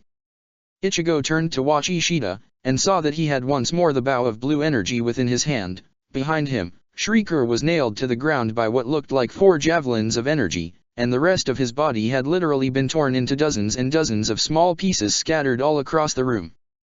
Ishida, however, didn't seem to care, as he glared at Ichigo and said, "Hollows are irredeemably evil, the person they were before is lost the moment they don their mask. You get tricked much too easily." Ichigo frowned, then answered. "I could feel his emotions there, surely if you're as good at sensing as you said, you could too." Urayu looked down at him and said, sounding annoyed. "I can read it just fine, and all that is flowing out of him is hatred and anger." That wasn't right, Ichigo could tell. Well, not with the reading he's used. He tried the other method of active sensing, dragging the Ryotsu flowing away from the hollow toward himself, and indeed, only his strong negative emotions could be felt, but when he sent another pulse, which caused Ishida to frown in confusion, he still felt those more positive emotions there, buried deep within, but still stirring somewhat as the hollow was looking at Orium, one hand reaching toward her, as the girl was moving around the remnants of the ice wall to reach him. Ichigo's eyes widened at that. Why was she being so reckless? And decided that he could discuss the matter of who was right at another time. Removing the hollow was more important. He let out a long breath and addressed Ishida more respectfully this time, saying, "It doesn't really matter, I suppose. In the end, the point will be moot once I've purified him." He then turned to walk toward the hollow, preparing his Zanpakuto for a strike, only to feel an enormous buildup of pressure from Ishida, and another arrow flew past him incredibly fast, bare millimeters from his cheek, and Ichigo knew that if it'd been aimed at him, he'd not have been able to dodge. But instead the arrow traveled toward Orium's brother, slamming straight into his reaching arm and pinning it to the wall, causing it to let out another scream and Orium to turn at Ishida and shout, "Stop! What are you doing?" The Quincy didn't seem bothered, as he commented, his voice calm and controlled. "I'm destroying a monster. As I told Kurosaki already, we do not need Shinigami to protect us, we can do that on our own, and much better than they ever could." Ichigo turned toward Ishida, really annoyed at him and ready to start an argument, only to see in horror that, behind the archer, the many severed portions of Shrieker's body were moving on their own, reshaping themselves into a tidal wave of leeches that were silently sneaking upon Urayu. "Ishida, behind you. Dodge." The Quincy's eyes widened at that, and even as he turned, Ichigo could see that a thin platform of light was forming under his feet, and an even thinner, almost invisible road was forming underneath it, and as soon as they were completed, the platform shot forward at incredible speed, pushing along the path like a snowboard sliding down a slope, but even with the warning, Ishida hadn't been fast enough to avoid every single one of the leeches that had jumped onto him. Still, when they tried to bite down, their little fangs bounced away from his skin. Ichigo could have sworn the skin was giving off just the faintest hue of blue light in that moment, and Ishida settled his glasses properly back on top of his nose before saying, sounding genuinely angry, "You really think that such an attack would stop me, Hollow? I'm stronger than you by far, and this defiance of your fate will bring you nothing. Then he raised his hand, once again gripping the amulet that dangled from his wrist into a strong grip and summoning a bow of energy from it, but instead of answering the provocation, the hollow's tongue slitted out of his mouth, and it let out a piercing whistle that properly fit his name of Shrieker. And that was when all of the leeches attached to Ishida suddenly exploded. Somehow, the dozen or so of explosions going off all over his body simultaneously did not rip Ishida apart as one would have expected bombs to do, but he did collapse to the ground, smoke rising from his whole body, including his mouth, while his white robes were now ripped and a collection of bruises and burns had formed all over his body. Shrieker let out a long, shrill laugh and shouted. And that's how I managed to defeat 2 Shinigami. You should learn not to underestimate an hollow, but I suppose it's too late now for that lesson, since I'm going to eat you. Then, the hollow sent another wave of leeches forward, this time aiming for Ichigo himself, as well as Orium. Ichigo rushed to intercept, using Sode no Shirayuki to create 2 walls of ice, one behind the other. However, they only lasted for a few seconds, as one wave of leeches detonated the first to leave free passage for a second wave to detonate the other, while the rest organized themselves in layers, clearly preparing to destroy as many walls as necessary to get to them. Ichigo realized then that he needed a new tactic if he wanted to win this. He built another 2 walls to gain time while he thought of something to do, then his eyes narrowed as he noticed something. Whenever the leech were detonated, the hollow had his tongue slit out of his mouth, sending out another of those piercing shrieks each time. Which meant, Ichigo realized, that he had a chance, if he could just make it to the monster. He raised Sode no Shirayuki, considering the blade for a moment, then inspiration struck him and he darted forward, spinning the sword in front of himself in the same way he would when releasing its Shikai. Sure enough, this generated a set of ice rings in sequence, which acted like a corridor protecting Ichigo's sides as he ran forward, even as leeches slammed into the rings, breaking them. The slight delay was just enough for Ichigo to stay ahead of them, getting closer and closer to the hollow. Of course, Shrieker wasn't going to let himself be killed that easily, and a wall of leeches raised at the end of the tunnel, so that Ichigo would be trapped between the two. Exactly as Ichigo had expected, and planned for. The moment the leeches got into range of the sword's spin, he stopped draining in heat only from the tip, instead drawing from the blade's entire length, as he'd expected. That turned all the leeches into ice, which he crashed through while Shriekers watched in shock. Before the hollow could recover, Ichigo was on it.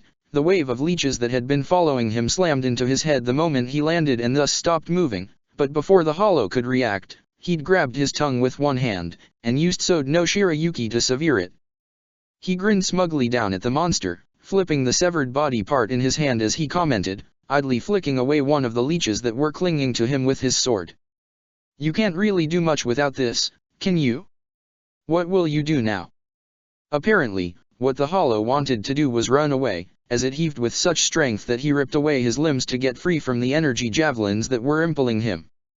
Before he could move much, however, an energy arrow slammed straight into him, and then another, and one more, and as Ichigo turned to watch, he saw that, even standing only on his knees and horribly bruised, Ishida was still firing arrow after arrow from his bow, and when Ichigo turned, he saw that, even as the hollow's wounds were indeed regenerating very fast, whereas his tongue, cut by the Zanpakuto, wasn't, the amount of damage the hollow was sustaining was simply too high, the rate of fire too fast, overtaking the hollow's defensive abilities and inexorably destroying its body bit by bit.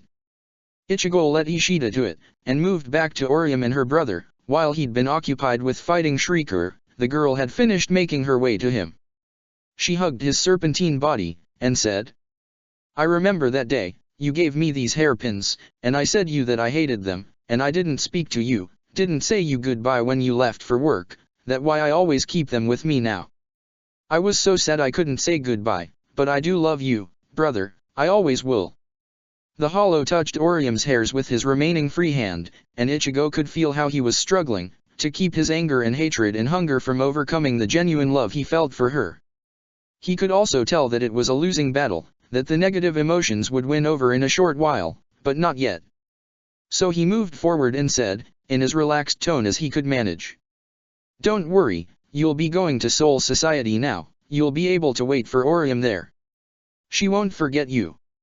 The hollow nodded, and thrust his face forward slightly. Ichigo struck, a single vertical slash that cut the mask in two along the middle, sending both sections of it falling to the ground, and for a moment he, and Orium too, as she looked up, could see the smile her brother was offering her, before the vortex activated and drew the spirit away within itself, leaving nothing behind. Ichigo let out a long breath, then put on his red glove and offered an hand to Orium, as he said, "Come on, you should go back to your body now." She took his hands, hesitant, and he pushed her soul back inside herself. She seemed to need a moment to take in her surroundings, and that was when Ishida spoke, drawing Ichigo's attention to himself. "You really are sentimental. We might have fought together today, Kurosaki, but if you ever get in the way of my task, I won't hesitate to take you down, remember it." Ichigo could see that the Quincy was somewhat annoyed at that, but with how worse for wear he was looking, Ichigo wasn't in the mood for starting an argument with him. "Yeah, whatever, I don't care right now. If you want to talk about it, we can do it some other day." Ishida seemed to consider this, then nodded and raised his hands, collecting all of the blue energy weapons that were still peppering the room by, it looked like, simply drawing all of the energy making them up to himself, before using it to create a path outside from the window, and then using his technique to sprint away. Ichigo observed the path for a bit even as it dissolved. He felt like it could be a useful trick to learn how to create solid stuff out of thin air like Ishida had, but then Orium grabbed his arm and said, insistently, "Ichigo, there's so many things I want to ask you. Can you explain to me what exactly was going on there, with my brother and Yurei and the monster and everything?" Ichigo let out a long breath, then explained everything as best he could, starting from his meeting with Rukia. Orium listened attentively, and when he was done she asked, "So, you're sort of like a samurai ghost buster?" "Well, yeah, if you want to put it like that." "That's so cool." It took him a bit more to calm down the girl after that as she started to talk of the number of things that could now happen, her suppositions getting more and more convoluted and unbelievable as she went on, until finally he managed to extricate himself and make his way home. Except that, when he reached the road leading to his door, he found a short girl with dark hairs waiting for him there, a serious expression on her face. "We need to talk." Ichigo nodded to Rukia's declaration and answered, in a similarly serious tone, "Yes, we do." Chapter 5, Conspiracy. "Do you want to come inside? I've had a long day, and I'd rather not have this talk in the middle of the street." Rukia looked surprised at that, then shook her head and said, "Actually, I think it's better if you come with me. There are some people you'll likely want to meet once this explanation is over. We might as well talk while we're on our way there." "Lead the way then." They walked in silence for a while, looking at Rukia. It was clear to Ichigo that she wanted to speak, but didn't know where to start. So, he decided that the best approach to take here was for him to open the discussion himself. "So, the Ashwal stole your connection to Sode no Shirayuki and gave it to me. I guess that's not how it was supposed to work, was it?" Rukia shook her head. "No, of course not. That's worse than pointless. It's giving the power of our Zanpakuto to people who don't know how to use them while leaving experienced Shinigami without their strongest powers. That's the opposite of what we wanted. The goal was to be able to arm people in the human world quickly. To replace the Quincy with Shinigami." Rukia turned to look at him with clear surprise in her eyes as she asked, "Where did you heard of Quincy?" "I met one. He made it clear that Quincy and Shinigami are enemies, and said you wanted to wipe them out." Rukia looked genuinely shocked at that, and then grimaced before answering, sounding genuinely sad. "They would think that. There is plenty of bad blood between Shinigami and Quincy, that's true, a lot of disagreements and fights." "Why? They're hunting hollows too, aren't they? What's the problem with that?" "It's that Shinigami use Zanpakuto, but Quincy don't." "Can't, really?" Ichigo frowned. "Can't? Why not?" "Zanpakuto need to drain a portion of the user's soul to grow into their full power. With spiritual bodies, that's easy to do, but when a soul is inside a body, the draining is a lot slower, and even for us Shinigami, it takes decades, even centuries, before a Zanpakuto has drawn enough for their soul to gain sapience and be able to bestow powers. It'd be impossible for a Quincy to use them." "Alright, but why is that a problem? I saw a Quincy completely destroy an hollow with my own eyes." They don't really need the Zanpakuto to do it. I know. But the consequences for doing that aren't good at all. Ichigo frowned at that. Unclearly Rukia picked up on it because she lowered her head and explained. I could kill a hollow with Kido if I needed to, by annihilating it just like a Quincy would. It'd be harder and take more time, but it'd be possible. But if you kill the hollow like that, none of their Reishi is transferred to Soul Society. Instead, all the particles spread here, in the mortal realm, increasing the concentration of loose Reishi in the area. And that's bad. Rukia nodded. Yes. Too much Reishi in an area makes it much easier for transcended hollows in the spiritual realm to breach the dimensional barrier and come back to the mortal realm. Images of Shrieker breaking the sky open and coming through it came back to Ichigo's mind, but he was sure how, exactly, that was possible, so he asked. Can you explain that a bit better? Rukia let out a long breath, then said. You know that things made of Reishi can move through ones made of Kishi. They do this by slightly shifting a portion of their body to the spiritual realm. When a soul grows powerful enough, the shift becomes automatic and, eventually, permanent, dragging their entire soul there. So, what, they go the afterlife. I thought you said that Soul Society was free from hollows, that only purified souls lived within. That is true, within the borders of Soul Society. But Soul Society is only a city, one that it took centuries for an alliance of 46 clans to create, and which only survives due to the Godei 13 protecting it. The rest of the spiritual realm is a barren wasteland, empty of anything but hollows. Ichigo tuffed back to what Shrieker had said. Hueco Mundo, that's its name, isn't it? The real name of the spiritual realm. Rukia frowned. Where did you heard that? Did the Quincy told it to you? No, a hollow did. So, the afterlife is basically just a desolate world filled with hollows. Yes. They wander, eating mostly each other, plus whichever unlucky soul that transcended on its own rather than being sent to Soul Society by a Shinigami. With some effort, these hollows can travel back to the human world, but it's normally very difficult, with only the strongest, most experienced ones being capable of doing it. But the more Reishi in the material world, the easiest it is for hollows to cross, the more of them show up. And if it becomes too much, Ichigo could complete that thought for himself. It'd allow for a true invasion. Yes. Which is why Shinigami asked Quincy to stop, but Quincy won't. To them, the right to defend their own is more important, and they refuse to accept or trust that we Shinigami will protect them. Rukia shook her head. Most Shinigami think that's arrogant of them, but there's others who say they have a point, which is where the Auswol comes into the picture. To create an army of human Shinigami to replace the Quincy. No. That wasn't the idea at all. The Auswol is meant to be used by Quincy. It was designed to work similarly to their powers, copying the connection by drawing the blueprint of it. My captain thought that, if we gave them Zanpakuto, we could then broker a peace between Quincy and Shinigami. But it backfired. Yes. I'm sure it can be fixed, it's why I field test these things in the first place, but even so. She trailed off, and Ichigo could see the pain in her eyes, the sense of loss clear as day to him. He tried to think of something that could help, and eventually settled on. If it matters, so no Shirayuki still thinks of you as the one she should be bound to. She considers me a thief, and said quite clearly that I didn't deserve to use her power. Rukia looked surprised at that. She did?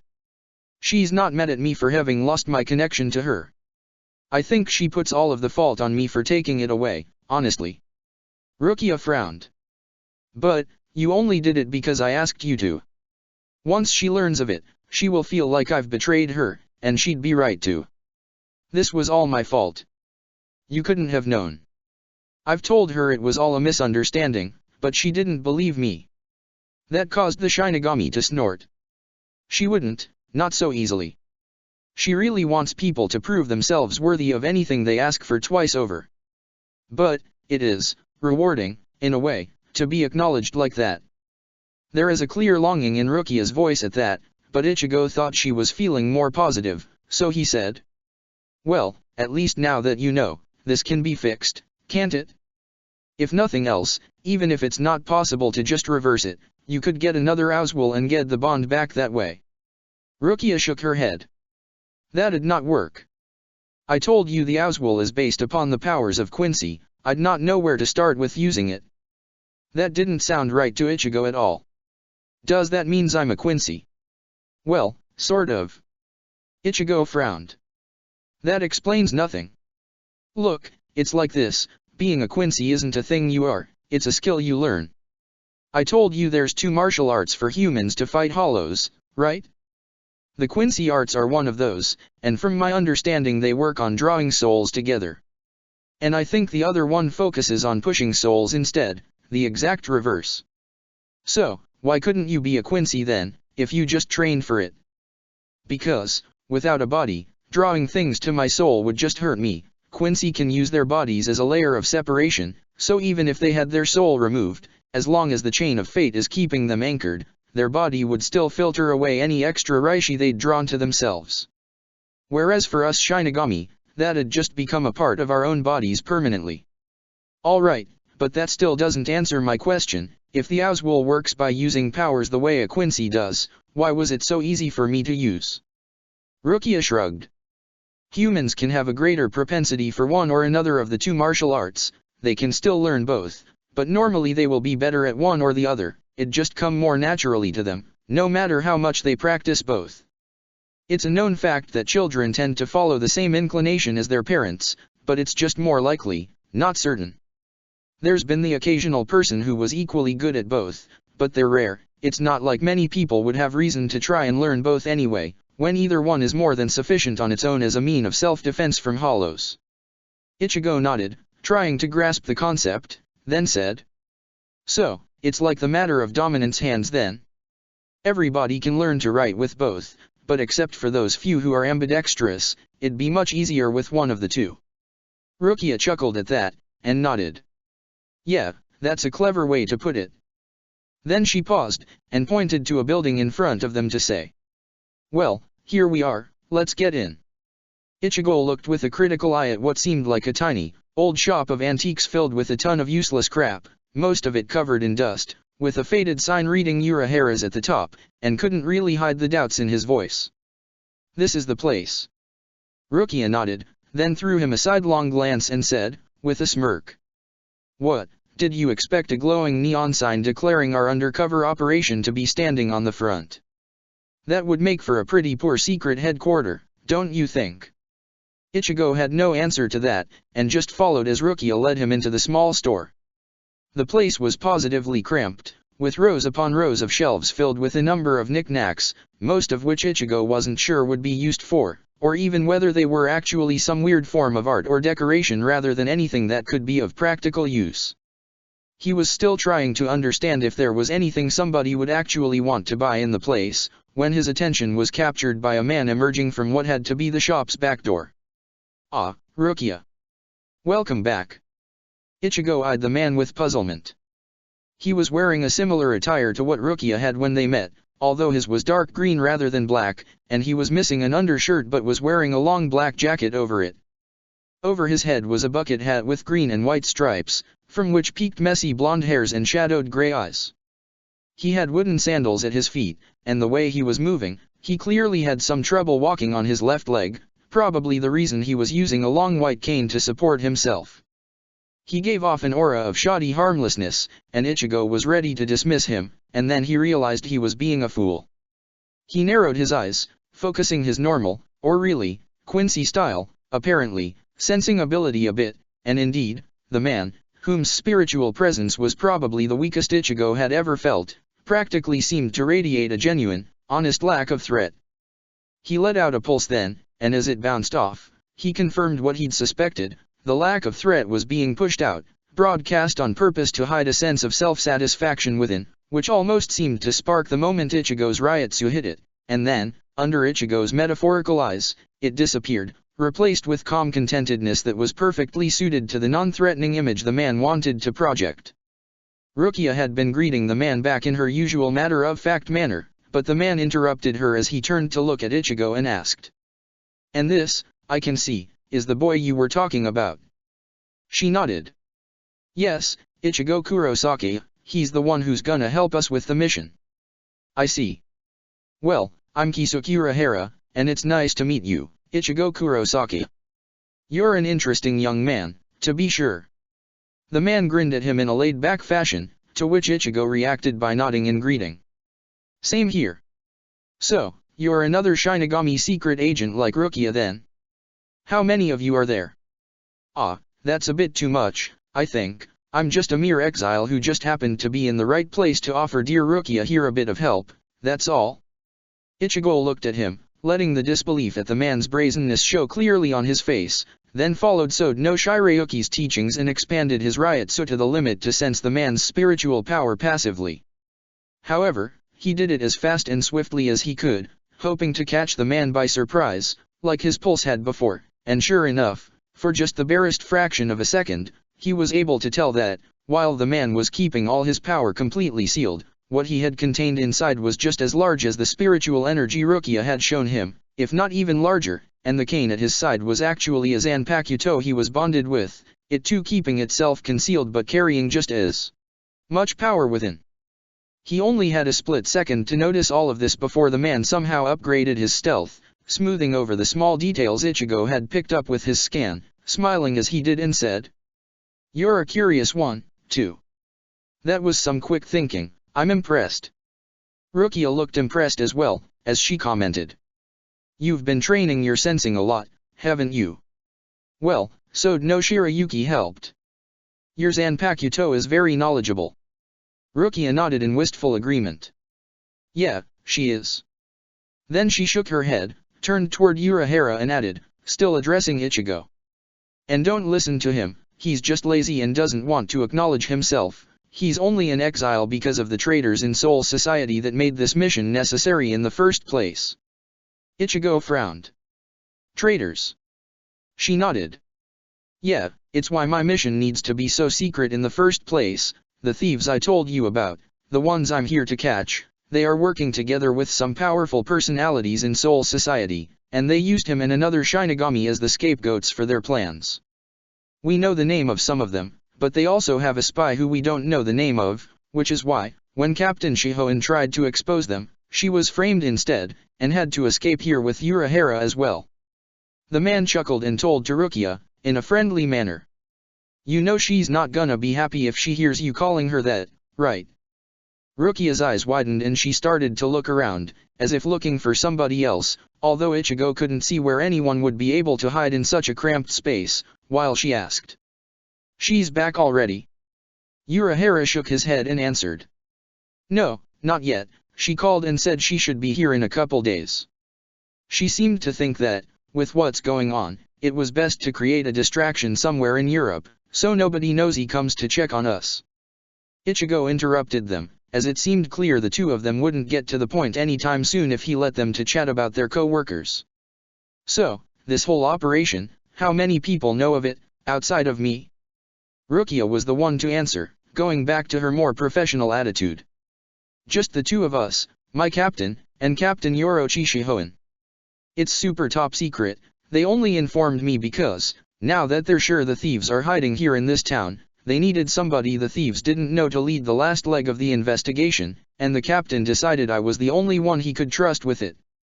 Urahara nodded, and took over the explanation.